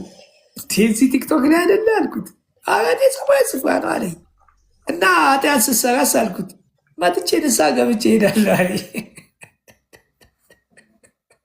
ይኸውላችሁ በሰማያዊ ስፍራ ተቀመጥን ሲል ባለቤቱ የተቀመጠልን ስላለ ነው። ለምሳሌ ሞታችኋል ሲል የሞተ ስላለ ነው። አንተ እኮ አለ። ተነስተሃል ሲል በእግዚአብሔር አሰራር አስቡት። በእግዚአብሔር አሰራር በጣም መጽሐፍ ቅዱሱን ይኸውላችሁ ወንጌል የገባው ሰው ምንም ነገር አያቅተውም። በክርስቶስ የተደረገው በክርስቶስ የተፈጸመው በክርስቶስ የተከናወነው የገባው ሰው የሚባለው ነገር ሁሉ ይገባዋል። ሰማያዊ ምስጢር ይገባዋል። በቃ አንተ ድነሃል ስትለው አሜን የሚል ያዳነውን ትዝ ለዚህ ነው እኔ ለኃጢአት የሞትን አለ ክርስቶስ ጳውሎስ ለኃጢአት የሞተው ክርስቶስ እንደሆነ ያውቃል። ግን እኔ ሞቻለሁ አለ። በቃ እኔም ለኃጢአት ሞቻለሁ፣ ከእሱ ጋር ብሬ ሞቻለሁ፣ ከእሱ ጋር ተቀብሬያለሁ፣ ተጠምቄያለሁ። አጨቅጭቁኝ በቃ ሞቱን በሚመስል ሞት ትንሣኤው በሚመስል ተባብሬያለሁ። ያኔ ነው እሱ እንደዚህ ያለኝ ይልሃል። ያውቃል። ሲናገር ክርስቶስን ስለሚከት ይገባዋል። እኛስ የሆነ ነገር ተናገር ሰው ለማሳመን ምናምን ስንግባባት ከቃሉ ጋር አንግባባም። ለእነሱ እኮ በሚስጥር አልነገራቸውም ለሐዋርያቶች። ለምንድነው በምሳሌ የምታወራው ሲል እናንተ ስለምታውቁ ነው አላቸው። ስለዚህ በቃ የሆነ ነገር ስታስገቡ ክርስቶስን አስገቡ። ይሄ ነው በልባችሁ መንገስ የነበረው ክርስቶስ ነበር። በህዝቡ ግን የነገሰው ማን ነው? ሰዎች በጣም ተናጋሪ አለባበስ ያላቸው ውበታቸው ምናምን ይገባና ጥቅ ክርስቶስ ሲመጣ ይገፉታል። ትገፋዋለህ። አስወጣሁም። ከዛሬ ጀምሮ እኔ ውስጥ የገባ የሰው እውቀት የሰይጣን እውቀት ውጣ፣ ለጊዜው ዞር በልልኝ፣ ውጣ በሉት። ሸፍኖት ከሆነም ልብ ውስጥ መንፈስን እኮ አታዳፍኑን ይላል። አታዳፍኑ ማለት በአመድ እንትን የምትለው መሰለ እንዴ?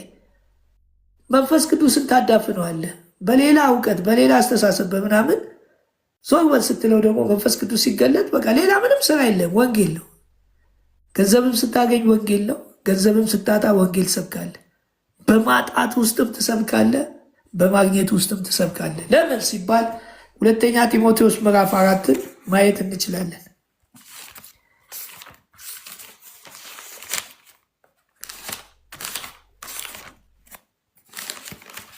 ሁለተኛ ጢሞቴዎስ ምዕራፍ 4 ላይ ጳውሎስ ይሄን ተናግሮ ተሰዋ፣ አወቀ መሞቱን።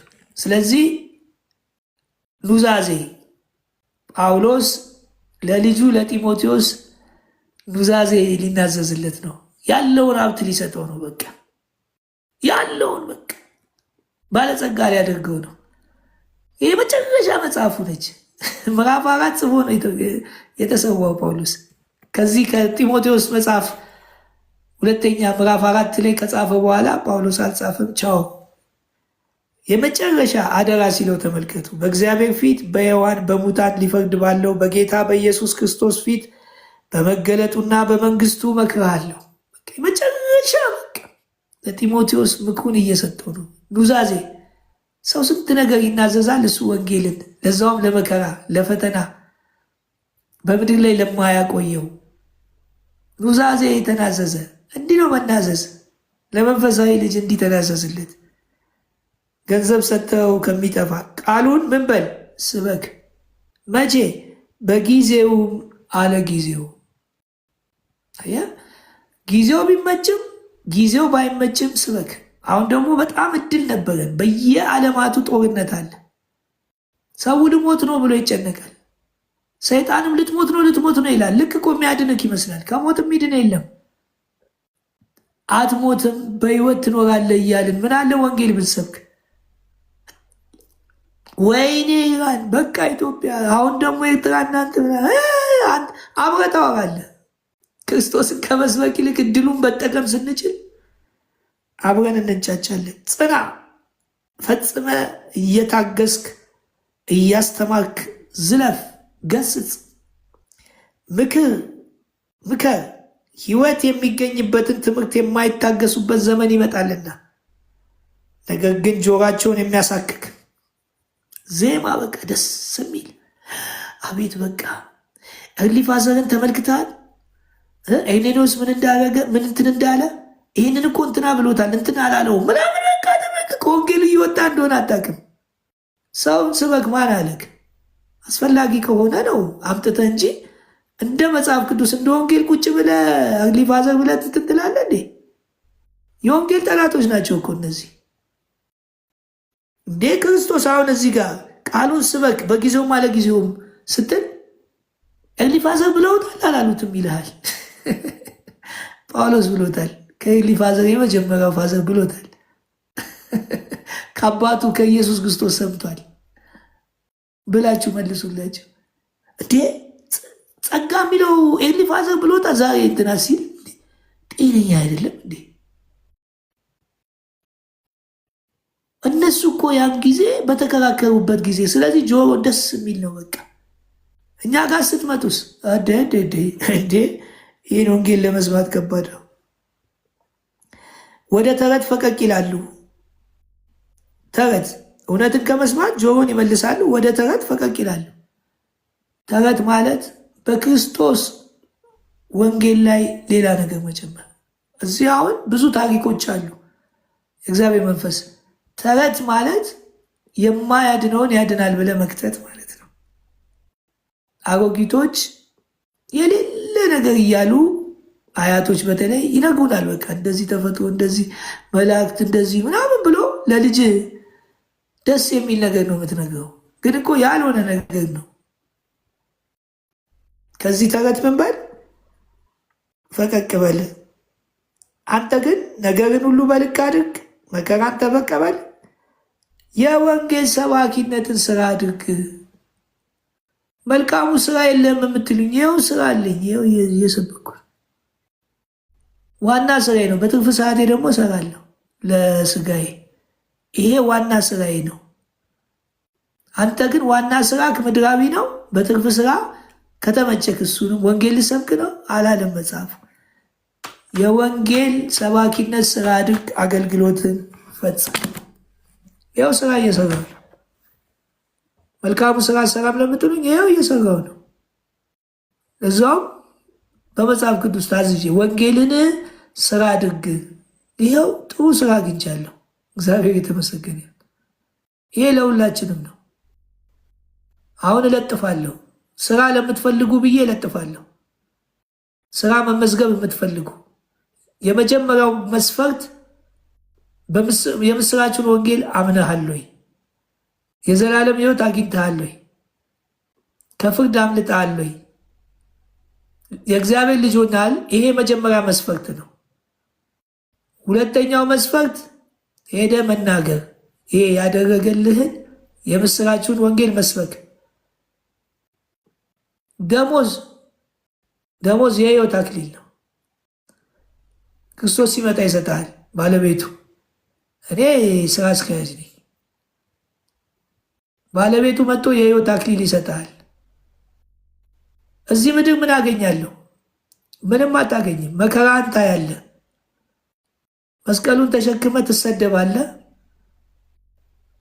የስራው አይነት ትሰደባለ፣ ትታሰራለ፣ ትገደላለ። ደሞዙን ያው እዛ ሄደ ትቀበላለ።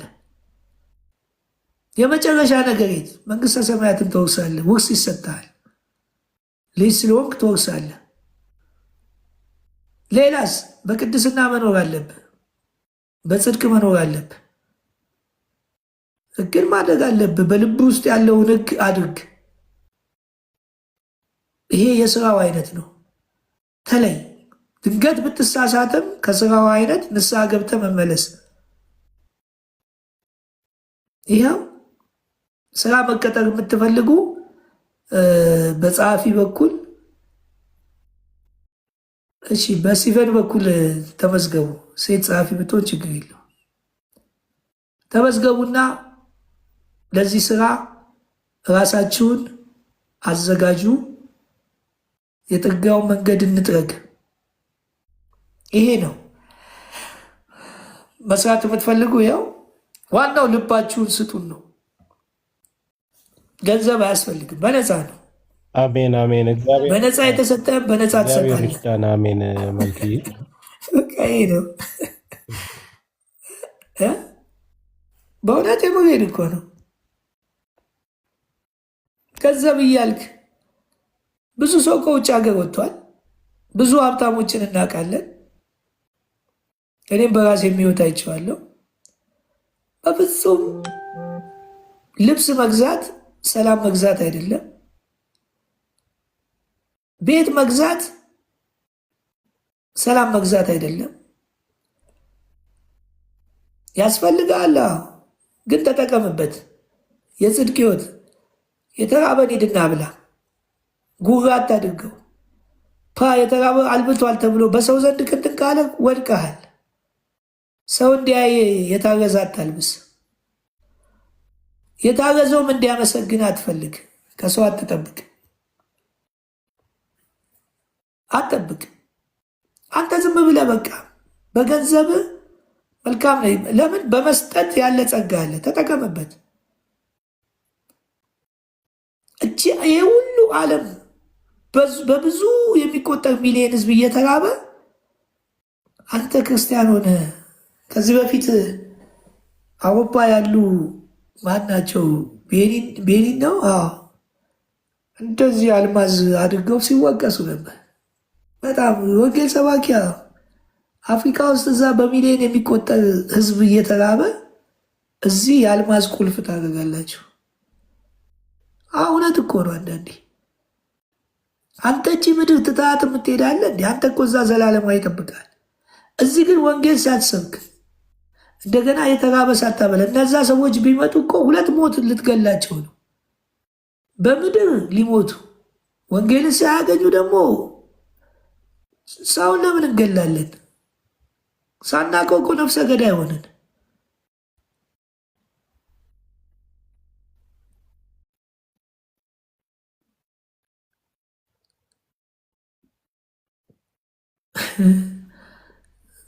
እና እንደዚህ አይነት እንትን አንቀጥርም። ለምሳሌ እዛ ጋ አንተ ሰውዬ ቀኑ ሙሉ ተሳዳቢ፣ እኛ አንቀጥርም በፍጹም። ክርስቶስን ያላመነ አንቀጥርም። ወንጌል የማይሰብክ አንቀጥርም፣ እኛ አንቀጥርም። ከዛሬ ጀምሮ አንቀጥርም። እግዚአብሔርን ወይ ሃይማኖቱን የወደደው መስሎ የሚሳደቡትን አንቀጥርም። አያስፈልጉንም። ይህን ይመስላል።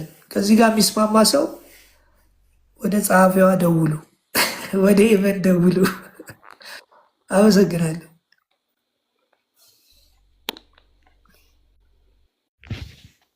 በጣም እናመሰግናለን መልኬ። እግዚአብሔር ይርዳን ብዬ ነው ማለት የምፈልገው። የወንጌል ስራ ማንንም ሳንናገር ወንጌሉ ላይ ትኩረት ያደረገ መልእክት ማስተላለፍ ተገቢ ነው። ዲያቆን አዲስ አንድ ሀሳብ ነበረኝ፣ ትቀበለኛለህ? አንድ ጥያቄ በዚሁ በወንጌል ዙሪያ ላይ ነው።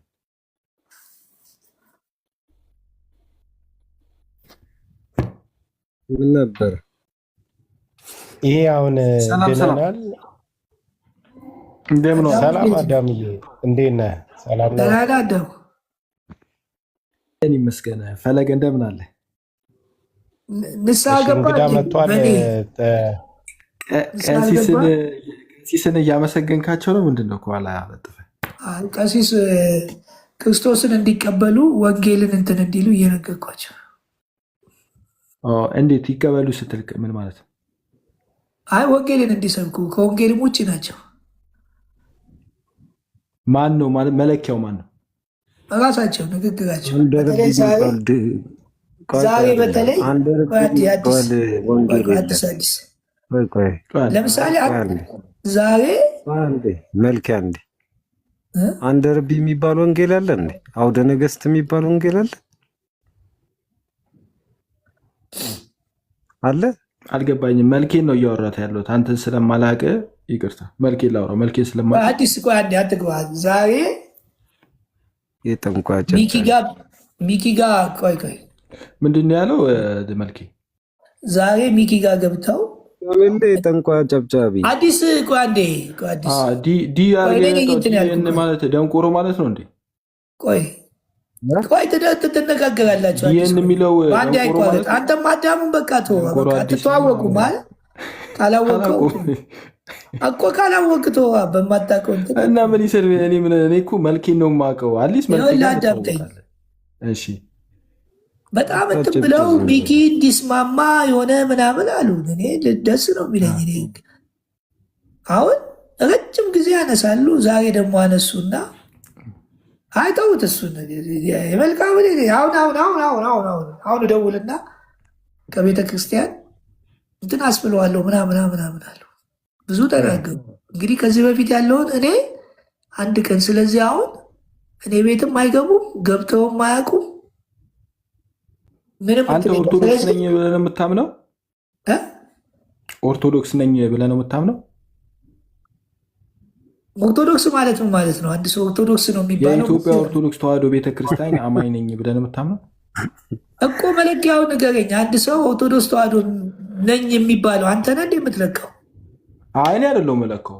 ታዲያ እኔ ኦርቶዶክስ ነኝ ካልኩ አይደለም ብለህ የምትሟገተኝ ለምንድን ነው? አይደለምማ የምንልህ ለምን መሰለህ? የቤተ ክርስቲያኑ ትልቁ የቤተ ክርስቲያኑ አስተምህሮ እሱ ላይ ጥያቄ ስላነሳ ብዬ። ምንድን ነው ጥያቄ ያነሳት? ለምሳሌ ኃጢአትን በሚያስተሰርይ በአንዲት ጥምቀት እናምናለን የሚለውን እሱን እናምናለን። ክርስቲያኗ ትልቁ ኃጢአት እኮ ችግር የለውም። ይህንን ያው ሃይማኖት አበውም ጋር አለ፣ የጸሎት እንትኑ አለ። ገጹም ከነ ገጹም ልነግርህ እችላለሁ። ኃጢአት ያሰርያል ብለህ ታምናለህ? ኃጢአት የሚያሰርየው ጥምቀት ነው፣ የክርስቶስ ደም ነው። እኛ በጥምቀት ኃጢአት ይሰራል አይደለም። እኔ ይኸውልህ አንተ ነው ይኸውልህ አሁን ይኸውልህ ኦርቶዶክስ በብዙ ነገሩ ስላለፈች እኔ አሁን ወደ ዋና አባቶች ነው የምመጣ። አዳምጠኝ፣ ወደ ዋና ነው የምመጣልህ አይደለም። አንዲት ኃጢአት በሚሰረይባት እናምናለን ያሉት። አሁን እዛ ጋር ስለ ውሃ ጥምቀት ስለምንም አላሉም። አንዲቷ ኃጢአት የተሰረየው ክርስቶስ የተጠመቀውን ጥምቀት ታውቀዋለህ አዳሙ? እሱን ሳይሆን እየተናገሩ ያሉት ክርስቶስ አንዲት ጥምቀት ነው ያለው። ቆይ በደንብ አዳሙ፣ መጽሐፍ ቅዱስ ውስጥ ስንት ጥምቀት አለ ወንድሜ? አንዲት ጥምቀት እኮ አንዲት ያሉበት ምክንያት እኮ ልነግርህና ከዛው እኮ አሁን እዚህ ጋር የውሃ ጥምቀት የምናምን ብለዋል። ይኸው እኔ ገጹን ሁሉ አለ ትነግረኛለህ አንተ ከዛው ትነግረኛለህ። በውሃ ከሆነ በሌላ አንተ እኮ ነው የጠየቀኝ።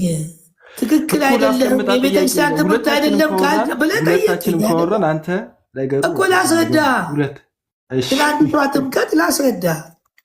ከዛ ልክ አይደለም ድጋሚ በለኝ።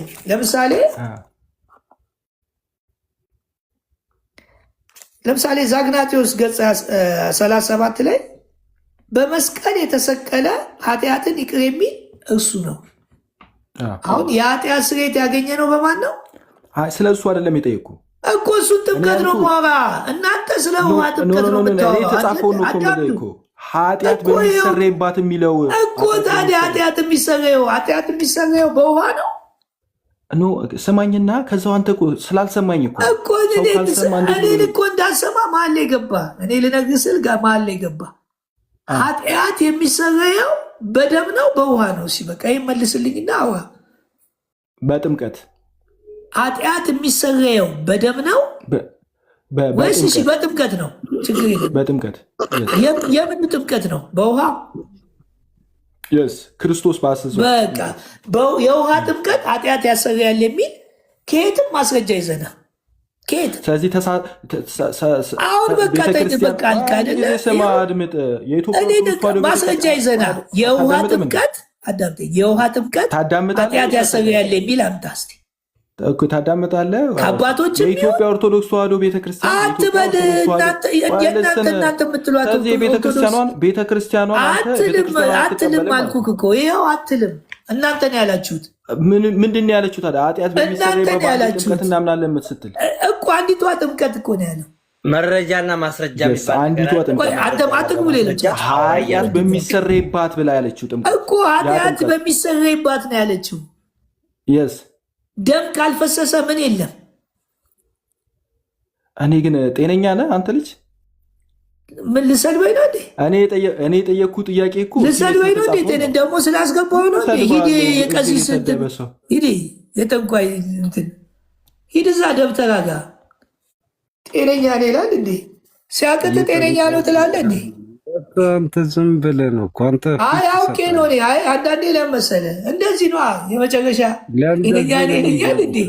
አይደለም። ይኸውልህ ለእንደዚህ አይነት ነገር ነው የሚገቡት። የመወያየት ምንም ዝግጅት ምንም በቃ የሆነች ነገር ያው አይችልም እኮ የላቸውም፣ እውቀትም የላቸውም። በቃ የሆነች ነገር ያው አይችልም እኮ የላቸው። በቃ ቀሲስ ተነካብን ነው እነሱ። ኢየሱስ ተነካ እኮ አይደለም፣ ቀሲስ ተነካ። ቀሲስ የሚባል እንደውም መጽሐፍ ቅዱስ እኮ የለም። የለም የሚባል ቀሲስ የሚባል የለም። አላውቅም እኔ ጌታ ምናምን የሚባል የለም። የእውቀት ጤነኛ ነው የምትለው እና ግባና ከኔ ጋር አውራ። አንተ ሰው ሊወያይ መጥቶ ጤነኛ ነው ይላል እንዴ? ኬቱን አልጠረገው ላይ ገና ጡጦ አንተ ጡጦ ይዘህ። እኛ እኮ ኦርቶዶክስ ተዋሕዶ ሃይማኖት ተከታይ ነን። የት የተማርከውን ነው አንተ መተህ እዚህ? አንተ እውቀት አንተ መዛኝ ቀሲሱ ተነኳ የሆንከው ኃጢአት በሚሰረይባት በአንዲት ጥምቀት እናምናለን ያሉት እንጂ የውሃ ጥምቀት ኃጢአት ያሰረያል አንድም ቦታም እንኳን ተጻፈ። እንጠመቃለን አሉ እንዴ? እናምናለን ያሉት እንጂ እንጠመቃለን አላሉ። ይሳደባል። ለነገሩ የብፁዕ ጓደኛ አይደል ደግሞ አዳሙ። ለነገሩ አዳም ተብሎ መልካም አሮጌው አዳም ተሰቅሏል። ለነገሩ አዳም ከኛ የለም፣ እኛ አዲሱ አዳም ነን። ተሳዳቢ እየመጣ እኮ ነው እኮ በቃ ቤተክርስቲያንን የሚያቆሽሸው እንደዚህ ኮልኮሌ በጣም እዛ እኮ ሲወራለት አዳሙ ጎበዝ ነው፣ አዳሙ እንዲህ ነው ሲጀምርም እኮ እኛ እናውቃለን። አሁን ማን ጤነኛ አይደለም እንዴ? ጥያቄ መመለስ በኩሉ ግን ትሻላለህ ካለሽ በዚህ ምን ወንጌልን የማይናገር ሰው ደግሞ ያው ላከ ወዳጆቹ ልጆቻቸውን ደውሉና ራሱ ይሞግታቸዋል፣ ቻሌንጅ ያደርጋቸዋል። የወንጌል እንቅፋት ናቸው የሚለው እሱን እኔ የወንጌል እንቅፋት ነው ወይ ነኝ ወይ ብሎ ቆም ብሎ ሰው አያስብም። እነሱ በመንፈስ አንተ የደጋሚ መንፈስ አደገኛ እኮ ነው። በጣም ሲሳለም የኖረ ትውልድ አንብብ ስትለው ወገቡ እያለ አንዴ ጠይቀኝ። ኃጢአት በሚሰረይባት በአንዲት ጥምቀት እናምናለን ያሉት። አንዲት ጥምቀት እኮ ነው ያለው። እኔ እኮ ክርስቶስ የተጠመቀውን ጥምቀት እኮ ቤሪያ ጠይቀሃለሁ ነገር ነበር። ቤሪያ የቀሲስን ፎቶ ጥያቄ ነበር የመልኬ ያ ቀበሮ ነገሩን ያበለሻሽ። እየጸለይን እኮ ነው የእንትኑ መንፈስ እንዲነቀልላቸው እየጸለይንላቸው። አንድ ርቢና እዛ አውደ ነገስት ምናምን ይማር እዛ እሱን እንጠቅመው። ግርማ ሞገስ እኔ እኮ መጽሐፉ ነበረኝ እኮ እጄ ላይ የፈስ የምናምን አልፈልግም ብዬ ጥዬው ነው። እኔ ያለኝ ከፈለክ እልክልሃለሁ። ምን አደረግልህ? ያስከው ላስፈሳ ነው ሰውን አለኝ። እኔ አይ ዝም ብዬ ይዤው መጥቼ ማት ነው ያለኝ 370,000 ብር ነው ገዝቼ የመጣሁት የዛሬ 5 370,000 ብር የኢትዮጵያ ምን ገዝቼ የመጣሁት ምኑን መጽሐፎችን በሙሉ እንዳላፎች እነ ድርሳነ ሚካኤል የት ነው አንተ? ሰፈር ጌት ነው።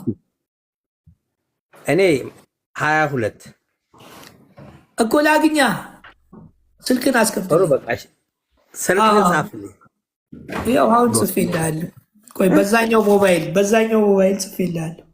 እሺ በ67 ይኸው ምን ነበረ ብሔራዊ የሚጠይቀኝ ያልተኛበት ምን መጽሐፍ ነው ያለው? ይኸው በዚህኛው ማን ነው ማንነውንም ከጠየቃቸው እነሱ ቆይ እመጣለሁ። ወይ ነገ ደውልልሃለሁ እመጣለሁ። መልኬ እነ መላከም አሉ። አይፈልጋለሁ ብሔራዊ ጠይቀኝ እናንተኛበት በእናትህ ጠይቀው ብሔራዊ እንዴ ትንሽ ቆይልን እንጂ። እሺ ኧረ በመድኃኒዓለም ኪራይ ቤት እኮ ነው ያለሁት። ስራ አለ ጠዋት ኪራይ ቤት ነው የምኖረው። እኔ ራሴ ጨምሮ ሰባ የቅድም አዲስ ላስገባል የራሴ ቤት እንገዛለን። አሁን ዝም በል። ኧረ ቆይ አንዴ ብሔራዊ ጠይቅ ብሔራዊ ወንጌል ዲያቆን ማለት አሁን በእነናል እየዳንን ነው እንድናለን የሚሉት እነዚህ ሞተ ነው ተርሞቹ ማለት ነው።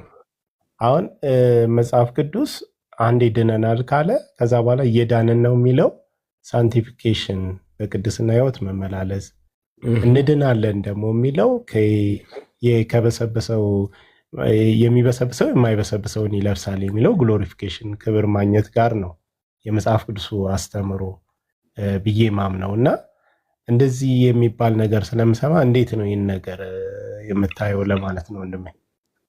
በጣም የሚገርም ይሄንን አስተምሮ ከህፃናት ጨዋታ ላይ ይቻላል።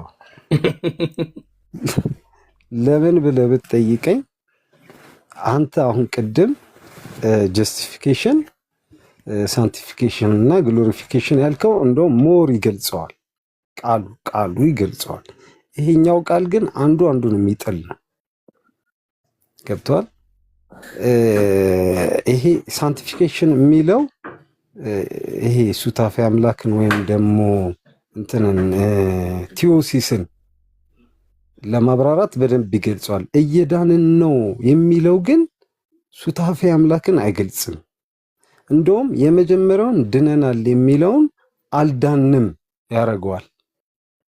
ድነናልን አፍርሰህ እየዳንን ነው ስትል አልዳንክም ማለት ነው። ገና እየዳንክ ነው። የመጀመሪያው በቃ ይሰራል። የመጀመሪያው ፈረሰ። ከዛ ደግሞ እንድናለን ስትል ይሄ ደግሞ ምንድን ነው? ፊውቸር ነው አይደለ?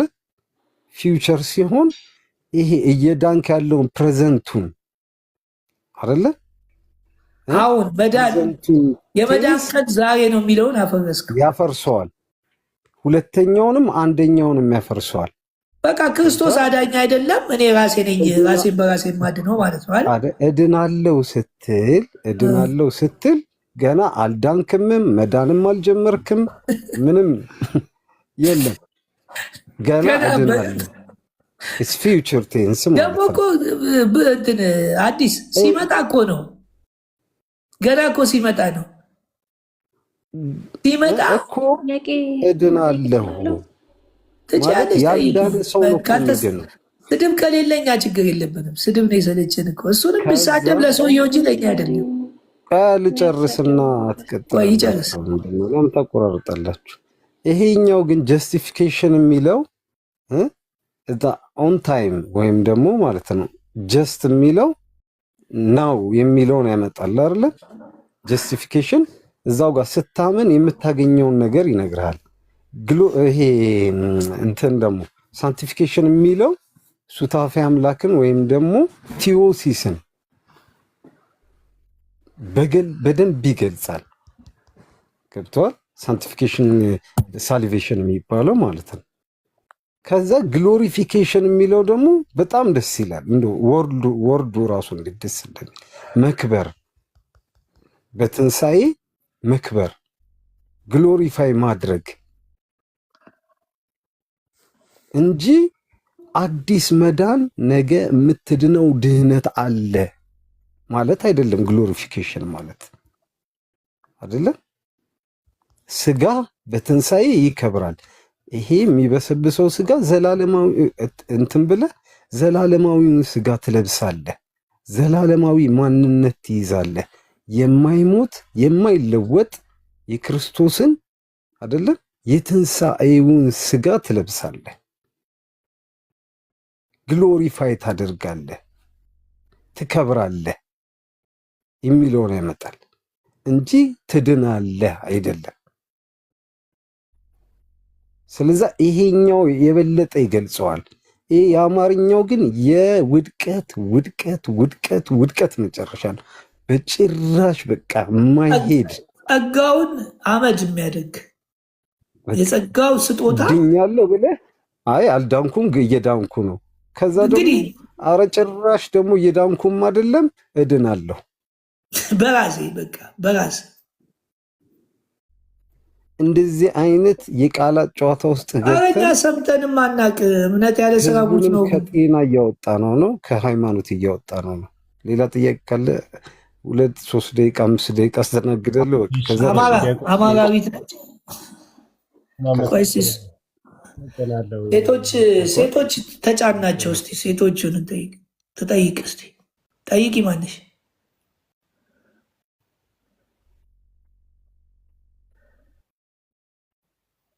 አፄ ማን ነው? አፄ ሚኒሊክ ጠይቂ። ፎቶ አማራዊት ዘግታ ጸጣለች። መልሱ ተመለሰላት መሰለኝ። ሲፈን አይደለችም፣ ከሲፈን በታች ያለችው ነች። ብዙ የተደብቆ ነው። አማራዊት አለሽ። አዲስ ወንድም ምን እየሰራ ነው? ምንም እሱ እኔ እስከወጣ እየጠበቀ ነው። ነገር ያለ ሊወርድብን ይወላችሁ። በዚሁ አጋጣሚ እስቲ ወንጌል ስበኩ። አሁን ይህም ፎቶ ስላዩ ነው ብዙ ሰዎች የመጡት። እዚህ ፎቶ ላይ መልካም ይቅርታ መልክዬ ይሄ እንትኑ ወንጌል ላይ እንትን ብለን እንደው እንትን እንዳልልና ፎቶ ቢነሳ እንደ ሀሳብ እኔ ስራ ስላለኝ ስራ ስላለኝ ምን ነው በቃ ሰደብ ጉዲ በኩል ፎቶ እኔ ስራ አለኝ እና አንተ ይኸውልህ 3 ወር ነው 4 ወር እኔ እኮ አልሳደብም። ይሄን ሲያዩ ሰዎች ይመጡና ወንጌል እነግራቸዋለን። እንደውም ፕሮሞት እያደረገለት ነው። ለማንኛውም ቅድም ሰውየው በጣም ቅድም ብቻ ሳይሆን በየቀኑ የወንጌል እንቅፋት ናቸው። የወንጌል እንቅፋትን ደግሞ መናገር ምንም ማለት አይደለም። እኔ የማየውን ቃላት መናገር ነው እንጂ መጥፎ ሰውየው ልክ አይደሉም። በተለይ እኔን ለምን ወንጌል ሰበክ? ኢየሱስ ክርስቶስ ያድናል እንዴት ትላለህ? እንዴት መጽሐፍ ቅዱስን ብቻ ኃጢአት የሚሰረየው በጥምቀት ለምን አላልክም? በደሙ ለምን ትላለህ? የሚባል ክስ ነው የመሰረቱብኝ ሰውየው። እንግዲህ አስቡት፣ መጽሐፍ ቅዱሱን ሳይሆን እኛ የምንለውም ስማን። እሱን በአንድ ስልክ ነው ከቤተ ክርስቲያን የማባረው። በአንድ ስልክ ከቤተ ክርስቲያን ብለው ለምን ሰበክ? የቤተ ክርስቲያን ትምህርት አይደለም ይሄ ያንተ ነው ካሉ ኑና እንነጋገር ብያለሁ። አሁንም ቅድም አስበው፣ አዳሙ ጤነኛ ነህ አለ፣ ስድብ ጀመረ። እኔ በሽተኛ ኮንኩ እዚህ ምን ይሰራል? ሆስፒታል አልሄድም እንዴ? የታመመ ሰው ቲክቶክ ከፍቶ ምን ይሰራል? ጤነኛ ሰው እንዴት ከፍቶ ከዚህ ሁሉ ሰው ጋር ይወያያል? እንትን በሽተኛ ሰው ጤነኛ ነው ወይ? ነብይ ቆንክ ወይንም ጠንቋይ ቆንክ አላቅም፣ ንገረኝ እስቲ። ለምንድን ነው እንዴ? አሁን እኮ ኦርቶዶክስ ተዋህዶን እኮ እያሰደ አፖሎን ጋብዘው ግባ በለው። አፖሎን አለ እንዴ? እሱ እንዴት መጣ? የት አለ? የለም፣ ይፈራሉ እኮ። በጣም የደነቀኝ በእውነት አዲስ ፕሮቴስታንቶችን በዚሁ አመስግናቸው፣ ለኢየሱስ ክርስቶስና ለመጽሐፍ ቅዱስ ያላቸውን ነገር በዚሁ እንድታመሰግናቸው ፈልጋለሁ። ዲያቆን ነኝ እያልኩኝ ኦርቶዶክስ ነኝ እያልኩኝ እየተናገርኩኝ ግን የምናገረው ወንጌል የኢየሱስ ክርስቶስ ወንጌል ስለሆነ ለምትቀበሉ ሰዎች እግዚአብሔር ዋጋችሁን ይክፈላችሁ። በጣም ፕሮቴስታንቶች በጣም ዋጋችሁን ይክፈላችሁ። እኔ ከሌ አልልም። አይ ናቸው እንጂ ምንድን ነው እየነገርኩ የምናገርለት ፕሮቴስታንቶች ናቸው። በቃ ምንድን ነው የምን መሸፋፈን ነው? እኔ አልኩ ካደን ፕሮቴስታንቶች እግዚአብሔር ይስጣቸው። እኔ በእውነት እግዚአብሔር ይስጣቸው። ኧረ ተው መልኬ፣ የመጡት እነሱ ናቸው። የመጡትን አታመሰግንም። ሌላ ደግሞ የምጨምረው ዛሬ እኔ ኦርቶዶክስ አይደለሁም ፕሮቴስታንት ነኝ ብዬ አይደለም ጥምቀት ለድህነት ነው እያልኩ ባስተምር አንድ መቶ የሚያጠምጥ ኦርቶዶክስ አታገኝም። ጠቅላላ በስም የታጠረ በድርጅት አስተሳሰብ የታጠረ የግለሰቦች ስብስብ። ይሄ እንዴት ነው? የፖለቲካ ድርጅት ይሁን አስተሳሰባቸው ወይስ የእምነት ተቋም ይሁን የማይታወቁ። አሁን ጥምቀት ለድህነት ነው የሚለው አስተምሮ የኛ ነው ይላሉ። አሁን ግን እኔ ፕሮቴስታንት ነኝ ብዬ ጥምቀት ለድህነት ነው ብል ፕሮቴስታንት ነኝ በማለቴ ብቻ በእኔ ላይ ጥላቻ አላቸው። የጥላቻ አምላኪዎች፣ የጥላቻ ሰባኪዎች፣ በማስ የሚያስቡ የሆኑ ሰዎች ዝም ብለው እንደ አሮጌ መኪና እያንኮሻኮቹ የሚነዷቸው በሚያምኑበትም በማያምኑበትም ነገር ታጭቀው አይደለም ታጭቀው በአንድ ቆርቆሮ ውስጥ ተጠርዘው የሚኖሩ ሰዎች እግዚአብሔር አርነትን ይላክላቸው። ኢየሱስ ክርስቶስ አርነት ያውጣቸው።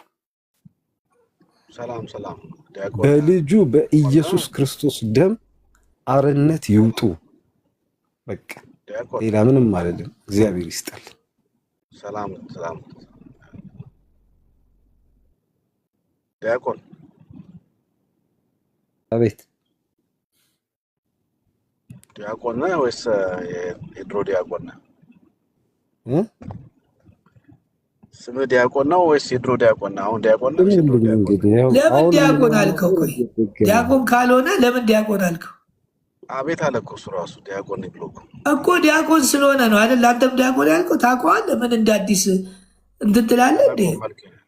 ኧረ ዝም በል። ለምን መጣሽ? ለምን ገባሽ? እኔ ነኝ ያስገባው። መልኬ ምንድን ነው? አይ ዝም ብለህ እኛ እኮ ወንጌል እየነገረ ቡቱቱ የሆነ ከሌለበት ፍቅር የለው ክርስትና ዋጋ የለውም። እሱን እኮ ተናግረናል። ግን አይ አንተ እንጂ አሁን በቃ ወንጌል አሁን እዚህ ጋር የመጣ ወንጌል እየነገረ ነው አይደለ? የድሮ ዲያቆን የአሁን ዲያቆን ነው ይባላል። በዲቁና መልኬ ቆይ መልኬ ቆይ ይባላል ወይ? አሁን ይሄ ለማጣረቅ ይሄ ቀሲስ የድሮ ነው ያውን ነው? እስቲ ይሄ ቀሲስ አሁንም ኦርቶዶክስ ናቸው። እሳቸው ኦርቶዶክስ ናቸው አይደል? አይደለንም ያላለ እንደዚህ ቤት እኮ ለዛ እኮ ነው ምንም እንዳገባ እዚህ ቤት ውስጥ ኦርቶዶክስ አይደለንም ያላለ ቁጭ ብለህ እየሰማኸኝ ነው አይደል? ወንድሜ እኮ እኔ ገና መግባቴ ነው፣ አልሰማሁኝም። ቁጭ ብለህ እየሰማኸኝ ነበር። አሁን ሰው ስናገር ላጣራ እኮ ነው ወንድሜ፣ ላጣራ እኮ ነው የጠየኩህ። ቁጭ ብለህ እየሰማኸኝ ነበር። አንተ ለምንድን ነው የምታጣሪው? እሱ ላይ ሆነ ምን አታጣሪ ኮሚቴ ነው? ለእኔ ተውልኝ። ቤቶቹም እንደዛ ምሳሌ ፕሮቴስታንቶች አሁን ቀለሜ ዲያቆንን ይላሉ። አንተ አጣሪ ኮሚቴ ነው ወይ? ድቁናን የመመርመር ስልጣን ነው። አሁን ምን ችግር አለው? መጠየቅ ችግር አለው? የመመርመር ስልጣን አለህ ወይ?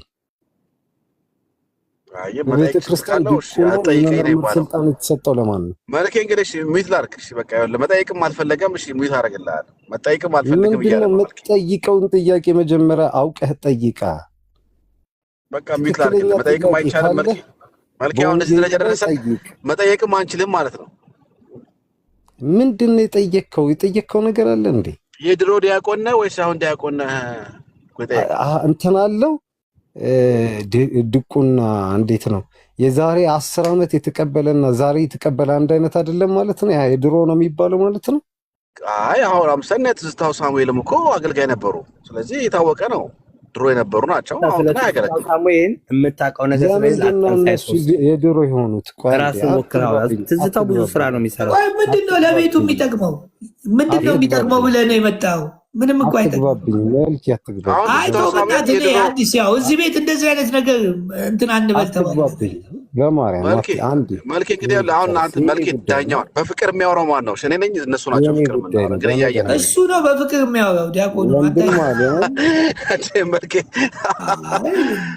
ኦርቶዶክስ በፍቅር ካልሆነ ሚውት አደርጋለሁ። እኔ በፍቅር ካላወራሁ ሚውት አደርጋለሁ። ሚውት አደርጋለሁ። በፍቅር ካላወራሁ ሚውት አደርጋለሁ። መልኬ ሚውት አድርግ በለኝ። እሺ እሰማለሁ። አሁን ትዝታው ሳሙኤል የድሮ ዲያቆን ነው። አሁን ግን ዲያቆን አይደለም። ለምንድን ነው የድሮ የተባለው? አሁን ፕሮቴስታንት ፓስተር ነው። ፕሮቴስታንት ነኝ ስላለ አይደል? ታዲያ ፕሮቴስታንት ነው፣ ተሳዳቢ ነው፣ የላይቭ ከፍቶ ዱርዬ ነው፣ ከብዙ ሴቶች ጋር ይገላምታል። ስለዚህ አሁን ዲያቆን አይደለም። ተዋሻለህ፣ ውሸት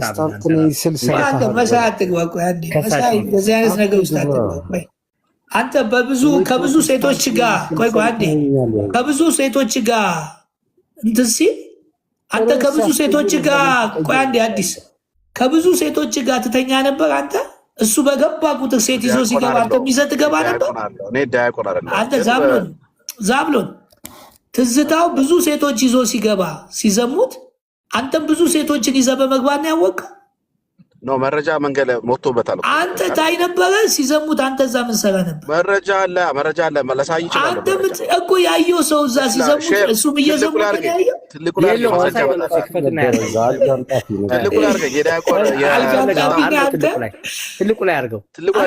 መረጃ እመጣልሃለሁ። ትልቁ ላይ አድርገው። አንተ ነበርክ ወይ እሱ ሲዘሙት አንተ ነበርክ? ታዲያ ከብዙ ሴቶች እኮ ወልዷል አይደል እንዴ? እኮ ነበርክ ወይ አንተ ነበርክ?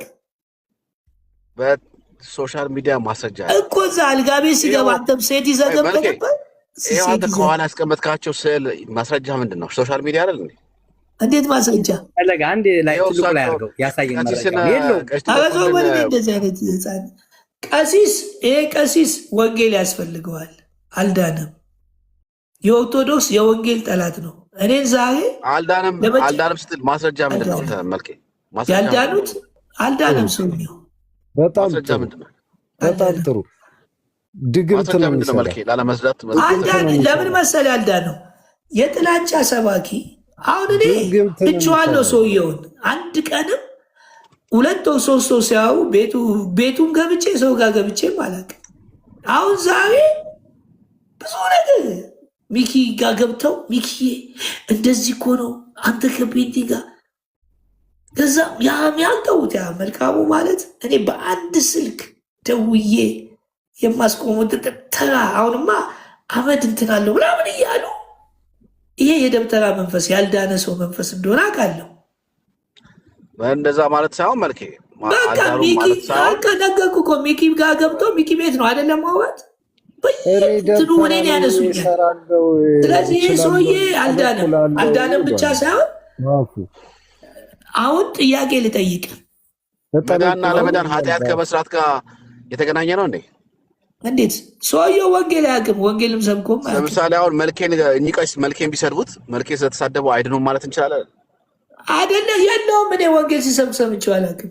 አይደለም መልኬ እኔ ወንጌል እኮ አንተ ስለሰደቡ ሰው ይቀስ አልዳኑማ። እኔ በኦርቶዶክስ ተዋህዶ ሃይማኖት እንደዚህ አይነት ቀልቃላ ቀዥቃዣ የእርጎ ዝንብ እኔ አይቻላቅ። ቄሶች ቀሳውስቶች አዳምጠ የተረጋጉ ናቸው። እኔ ሁሌ አዋቂ ነው። ቄሲስ ቴዎድሮስ ቄሲስ ቴዎድሮስ በጣም የሚገርሙ እኔ እኮ በአካልም አገኛቸዋል። ቄሲስ ቴዎድሮስ 1 ሚሊዮን ጊዜ ይበልጧቸዋል። አሁንማ ያው አንደበተ ርቱዕ ስለሆነ ሰው ይድናል ማለት ይቻላል እንዴ? ማን ነው አንደበተ ርቱዕ? እኔ አላልኩክም። ቀሲስ አይናገሩም። እንደውም ቀሲስ ቴዎድሮስ አንደበቱ ርቱዕ አዳምጠኝ። ተናጋሪ ማን ነው? በሁሉ ገብቶ ሁሉ ቤት የሚለው ይሄ ነው እኮ ተናጋሪ። ገና አልዳኑም ማለት አይቻልም። መልኬ አልዳኑም እኮ አሁንም እኮ አንተንም ወንጌል ልሰብክ እኮ ነው። ገና ወደ አንተ ልመጣ ነው። ወደ አንተ ልመጣ ነው። አሁን ጥያቄ ወደ አንተ ገና ልመጣ ነው። በሰውየው ገና አንተም ወንጌል ሊነገርክ ነው። ችግር የለውም። እንደዛ ነው የሚለው። ቀለሜ ድነዋል። መልኬ ወንጌል ሊነግር ነው። አሁን ቀለሜ ድነዋል ወይ?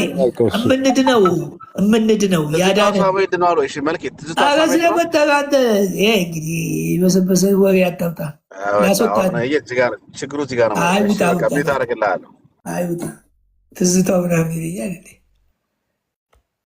አያችሁ ግን ለኢየሱስ ሳይሆን ለሰው እንዴት ጠበቃ እንደሚሆኑ ለሰው ካሉ ባልታ ውጭ የሚያውቁት ለሰው በኢየሱስ ክርስቶስ ጌታ ሆይ አሁን እሱ ሊጠይቀኝ የገባው ስለ እኔ ድቁና ሊያፈርሰው በግድ ሊያፈርሰው ነው።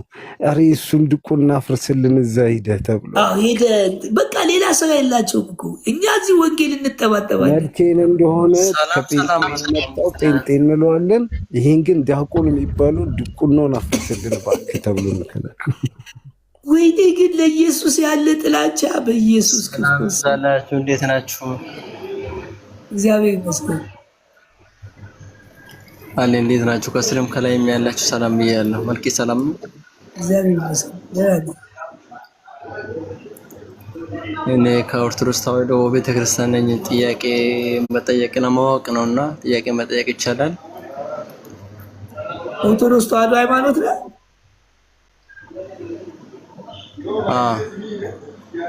ምን ጥያቄ ምን ሰብከ? እኔም ኦርቶዶክስ ነኝ። ጥያቄ ነን። እኔም ኦርቶዶክስ ተዋህዶ ነኝ። አዎ ያልገባኝ ነገር ስላለ ለመጠየቅ ነው። ይቻላል? ምንድን ነው ያልገባ? ጥያቄ ያለኝ ልጠይቃችሁ ትመልስልኛላችሁ? አይ ኦርቶዶክስ ተዋህዶ ሆነ ምንድነው ቤተክርስቲያን አትሄድም? አትማርም? ቤተክርስቲያን እማራለሁ ግን ያው ጥያቄ ስለፈጠረብኝ ነው። ጥያቄ ስላለኝ እኮ ለምን ቤተክርስቲያን ሄድ አልጠይቅም? ለምን ወደዚህ መጣ? አሁንማ እኔ ያለሁት ሀገር ውስጥ አይደለም ከሀገር ውጭ ነውና እሱን ካልከኝ ኦኬ። እዚህ ሶሻል ሚዲያ ላይ ሁሉ ጊዜ ላይ እንማራለን ምናምን እና ያልተመለሰልኝ ጥያቄ ስላለ ይሄ የኦርቶዶክስ ቤት ነው። እኔ እንደዛ ነው የማውቀው ከአንተ ከዚህ በፊትና አሁን ምን ሆንኩኝ? ጥያቄ ለመጠየቅ ፈቃደኛ ነህ ወይ? ወይም አዲስ ወይም ዳቁን አዲስ ወይም አንተ እኮ ጠይቅ እኮ ተባልክ። ምንድነው ጥያቄ? እሺ ክርስቶስ ኢየሱስ ክርስቶስ እንደ ቤተክርስቲያናችን አንድ አካል አንድ ባህሪ ብለናል እንደምናምነው። እና አሁን ደግሞ ፕሮቴስታንት ውስጥ ደግሞ አንድ አካል ሁለት ባህሪ ብሎ ያምናሉና ባህሪ ያለ አካል መቆም ይችላል ወይ እኮ? ፕሮቴስታንቶች ላይ ጠይቃቸው። እኔ ኦርቶዶክስ ነኝ አይሉም እንደዛ። አትዋሽ ወይ ዝም በል አንተ። ይሄ መሳይ በሁሉ አትግባ አንተ መሳይ እንዴ! እንደዚህ ይተው። እኔ ፕሮቴስታንት አይደለሁም። ይሄንን እነሱ እንደዚህ ካቶሊኮች ናቸው። ሄደ ካቶሊኮችን ጠይቃቸው። ካቶሊክ ነው። ፕሮቴስታንትም እንደዚህ አይሉ። ክርስቶስ አንድ ባህሪ ይላሉ እንደ እነሱ ፕሮቴስታንት ሁለት ባህሪ ነው። አዎ አንድ ባህሪ ነው የሚሉት አንዳንዶች ናቸው። እነሱ ጥቂቶች ፕሮቴስታንት እኔ ሰብቻ አላውቅም። ባርክ ይቅርታ አድርግልኝና ሁለት ባህሪ ነው። ፕሮቴስታንት ነው። 24 ዓመት ፕሮቴስታንት አሳልፈዋል። አንድ ባህሪ ነው። አንድ ባህሪ ብሎ ያምናል። አንድ ባህሪ ነው። በክርስቶስ አንድ ባህሪ ነው። ካቶሊኮች ናቸው ሁለት ባህሪ ነው። ካቶሊክ ለምን ትፈራለህ? ካቶሊክ ጋር ሄደህ ለምን አትሄድም? ነው አይደለም። እኔ እዚህ ሶሻል ሚዲያ ላይ ተሰማ እንዳንተ ምናምን ነን። በቃ ጥያቄ ምንም አያስፈልግም። ሂድና ካቶሊኮችን ጠይቃቸው። ሌላ ጥያቄ አለ? ኦኬ ቴንክ ዩ። በቃ አንድ ባህሪ አንድ አካል ብላችሁ ካመናችሁ እሺ። ይሄ ነው። አሁን እኮ ካቶሊኩን አትጠይቁም። ካቶሊኩ ኦርቶዶክስ ስለሚመስላቸው ሂድና ካቶሊኩ ሁለት ባህሪ ያሉት እነሱ ናቸው። ነጠላ ከለበሰ እኮ እንደው ነጠላ የለበሰ አለ። ሌላ ጥያቄ ይቻላል? አይ ችግር የለውም። እሺ በጥምቀት ዙሪያ ነውና እኛ አሁን እኔ እንደማምነው ጥምቀት አንደኛ ክርስቶስ የምንለብስበት፣ ሁለተኛ ሞቱ ወይስ መጽሐፍ ቅዱስ እንደሚል ነው? እኔ እኮ ነው ያለው መጽሐፍ ቅዱስ እንደምለው መጽሐፍ ቅዱስ እንደዛ ይላል። እኔም እንደዛ ነው የማምነው። እሺ ጥምቀት ይቅርታሽ። እሺ ጥምቀት ከክርስቶስ ጋር ሞት የምንነሳበት እና ክርስቶስ የምንለብስበት ነውና ከክርስቶስ ጋር አንድ የምንሆንበት በጥምቀት ነውና ሰው በጥምቀት ከክርስቶስ ጋር ሞቶ ሳይነሳ ወይም ደግሞ ከክርስቶስ ጋር የምን ጥምቀት አንድ ሳይሆን አዳምጠኝ። መጽሐፍ ቅዱስ ታነባለህ አይደል? ጥምቀት አንድ ጥምቀት ነች አይደል? ኤፌሶን 4 ላይ ጥምቀት አንድ ሃይማኖት ነው የሚለው። የውሃ ጥምቀት ይላል። በውሃ ስትጠመቁ ነው የሚለው። ያው ጥምቀት እኔ በውሃ ብዬ ነው የማምነው። በውሃ ነው ጥምቀት ያለክ ማለት ነው። ጥምቀት ከተባለ ለምሳሌ ከሞቱ ጋር አንድ ምሳሌ ልስጥህ። አንተን የመንፈስ ቅዱስ የእሳት ጥምቀት እንዳለ ታውቃለህ? የእሳት ጥምቀት ማለት ምን ማለት ነው? የእሳት ጥምቀት ነው። የእሳት በእሳት ያጠምቃቸዋል ይላል። እንደውም ዮሐንስ ኢየሱስ በእሳት ያጠምቃቸዋል፣ እኔ በውሃ አጠምቃቸዋለሁ፣ እሱ በእሳት ያጠምቃቸዋል ይላል። ይሄ ማብራሪያ ይፈልጋል። ምንድነው ማብራሪያ? በውሃ ነው ሰው የሚጠመቀው ካልክ ሰው አሁንም ድጋሚ በእሳት መጠመቅ አለበት፣ በኖርማል እሳት። እንዴት ነው በእሳት የምጠበቀው ሰው? በእሳት ይላላ። እሳት ውስጥ ገብቶ ነው በእሳት የሚጠበቀው ወይስ ምን ማለት ፈልገህ ነው? አልገባኝም። ስለዚህ እሳቱ ምሳሌ ነው ነው? አይ እንደዛ ሳይሆን በእሳት ይጠመቃል ስትለኝ እንዴት ነው ሰው አሁን እኮ በእሳት ተጠመቁ ይላል። አንተ አሁን በውሃ ተጠመቁ ካልክ በእሳትም ተጠመቁ ይላል። አይ ስለዚህ በውሃ ተጠመቁ ይላል፣ እነዚህም ደግሞ በእሳት ተጠመቁ ይላል። ሁለት ጥምቀት ነው አለ ማለት ነው አይደል? እንደ የጥምቀት አይነቶችማ ሌላም አለ፣ 7 ናቸው። ከሰባቱ ግን አባቶች አንዲቷን ጥምቀት እናምናለን ያሉት። እንጠመቃለን አላሉም፣ እናምናለን ያሉት። ስለዚህ አሁን አንድ ጥምቀት የተባለችው የእሳት ጥምቀት ነው የውሃ ጥምቀት ነች? እኔ ያልኩህ እኮ የውሃ ጥምቀትን ካመንክ በውሃ ነው ካል በእሳትም ተጠመቅ። ናይ እኔ አሁን የእሳት የምትለው እኔ አልገባኝም። እሱን ዲፋይን አድርግልኝ፣ አብራራልኝ። ያኛው እንዴት ገባ? ያኛውማ አንደኛ እኔ በውሃ ተጠምቃለሁ፣ ሁለተኛ ስጠመቅ አንተ በውሃ ስለተጠመቅ ጥምቀት የውሃ ነው ብላል። ይሄ አሁን ውሃው ብቻ ሳይሆን ከክርስቶስ ጋር የክርስቶስ መንፈስ ያለበት መንፈስ ቅዱስ ያለበት። በውሃ ስትጠመቅ ኃጢአት ታጠበልህ? በውሃ ስትጠመቅ ኃጢአት ታጠበልህ?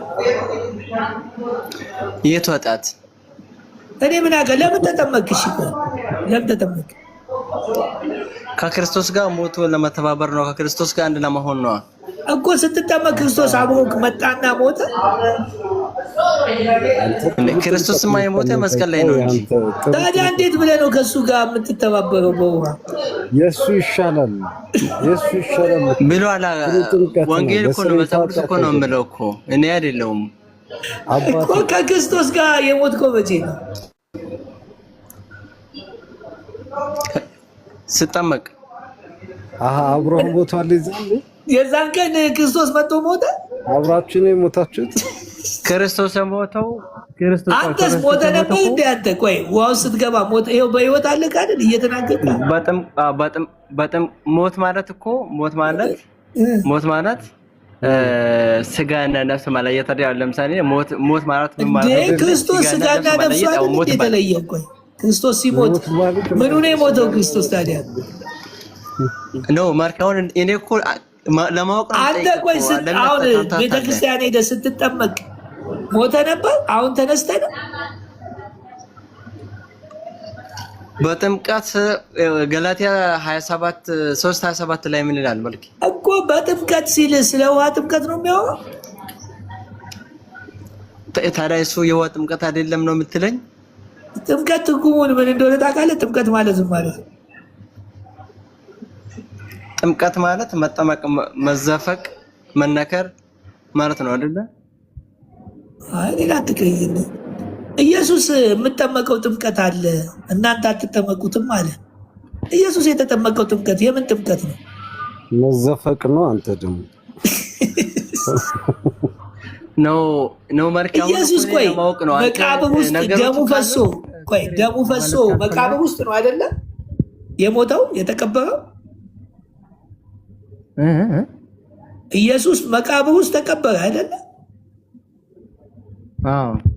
ጥምቀት አንደኛው ትኩ መቀበር ነው። ኢየሱስ አሁን የምጠመቀው ጥምቀት አለ ብሎ ተጠመቀ። የሞቱን በደም አልተጠመቀም ኢየሱስ። ትክክል ነው። እሺ ስለዚህ የደሙ ጥምቀት ኃጢአታችን ምን አለ አስተሰረየልን አይደል? ስለዚህ በአንዲት ጥምቀት የምታስተሰረይ እናምናለን ያሉት ይህንን የክርስቶስን የደሙን ጥምቀት እኮ ነው ያሉት እንጂ ስለ ውሃ ጥምቀት አላወሩም። አይ እኔ እሱ ጋር አይደለም የእሳትን ጥምቀት ይሁን የውሃ ጥምቀት እኔ አሁን የማወራክ የውሃ ጥምቀት የሚባል ነገር እኮ የለም። እሺ ችግር የለውም ይሁን። አንተ የፈለከውን ጥምቀት አድርገና ሰው ከክርስቶስ ጋር በጥምቀቱ ሳይተባበር በጥምቀቱ አንድ ሳይሆን ምንድነው ሳይተባበር? አዳምጠኝ ቆይ አንድ ቃል ላንብብልክ። አንቺ አሁን ከእነንትና የሰማሽውን ነገር የሰማውን ይዘህ መተህ አንድ ሰው ልጅ ሲሆን ከክርስቶስ ጋር ተባብሯል አልተባበረም? ልጅ ሲሆን ማለት በምን ልጅ ሰው አሁን ሰው በእምነት ከክርስቶስ ጋር ልጅ የምትሆነው በጥምቀት ነው ወይስ በቃል ነው የምትወለደው? በእምነት ይላል ያው ገላትያ 3 አይደለም። በእግዚአብሔር ቃል ነው የምትወለደው ወይስ ውሃ ስትጠመቅ ነው የምትወለደው? ከውሃና ከመንፈስ ነው የምንወለደው። ዳግመኛ የምንወለደው ውሃ ማለት ቃሉ ነው ወይስ ራሱ ውሃ ነው? ውሃው ብቻ ሳይሆን ቃል ያለበት የእግዚአብሔር መንፈስ ያለበት እኮ። ሰው የሚወለደው አዲሱ ሰው ውስጠኛው ሰው የሚወለደው ከቃል ነው ወይስ ከውሃ ነው? ከውሃና ከመንፈስ ነው እኮ። ውሃው ትርጉሙ ቃል ነው። እንደዛ የለማ። በቃ እንደዛ የሚለውን ጥቅስ ላሳይቅ። እቤት ገብታ አንብበው። አንደኛ ጴጥሮስ ምዕራፍ 1:23 ከዛ በፊት ሰው ከውሃና ከመንፈስ ካልተወለደ በቀር የእግዚአብሔር መንግስት አይወርስም ይላል አይደል? ዮሐንስ 3:5 ላይ በጣም ይኸው የተወለዱት እንዴት እንደሆነ ጴጥሮስ እነዚህ የተወለዱ ናቸው። እዛ ጋር ካልተወለዳቸው አለ። ይኸው የተወለዱት ደግሞ ምን አላቸው? ዳግመኛ የተወለዳችሁት አለ። ዳግመኛ ምን አላችሁ? የተወለዳችሁት ዳግመኛ የተወለዳችሁት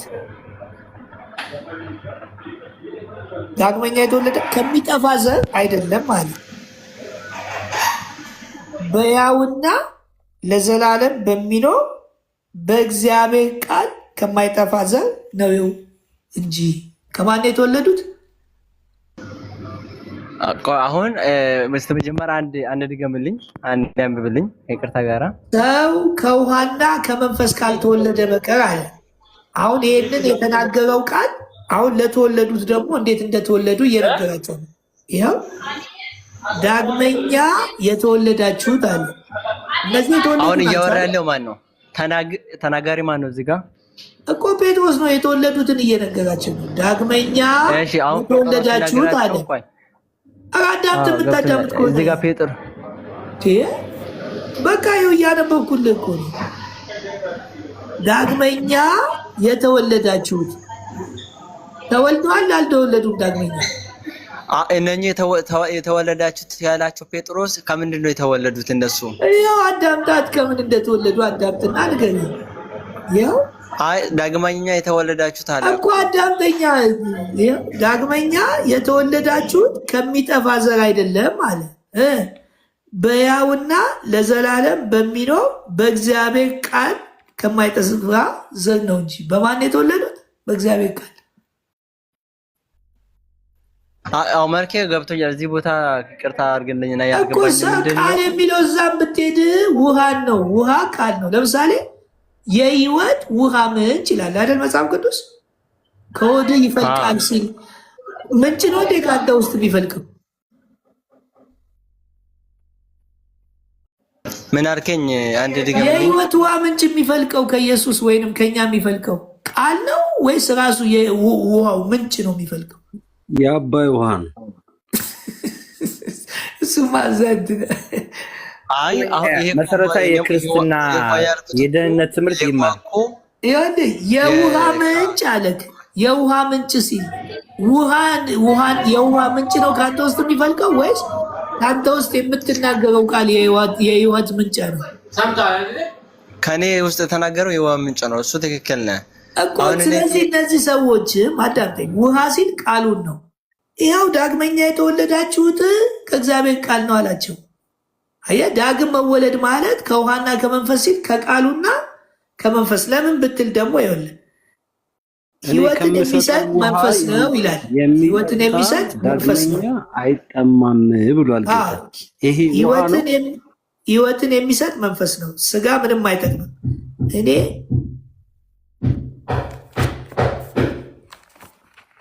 ጎረቤት እንትን እያሉ ነው። በቃ ልተኛ። ደህና ደሩ። ለነገሩ በስንት ቀኔ ነው። መሰረታዊ የክርስትና ትምህርት መማር አለበት ልጁ።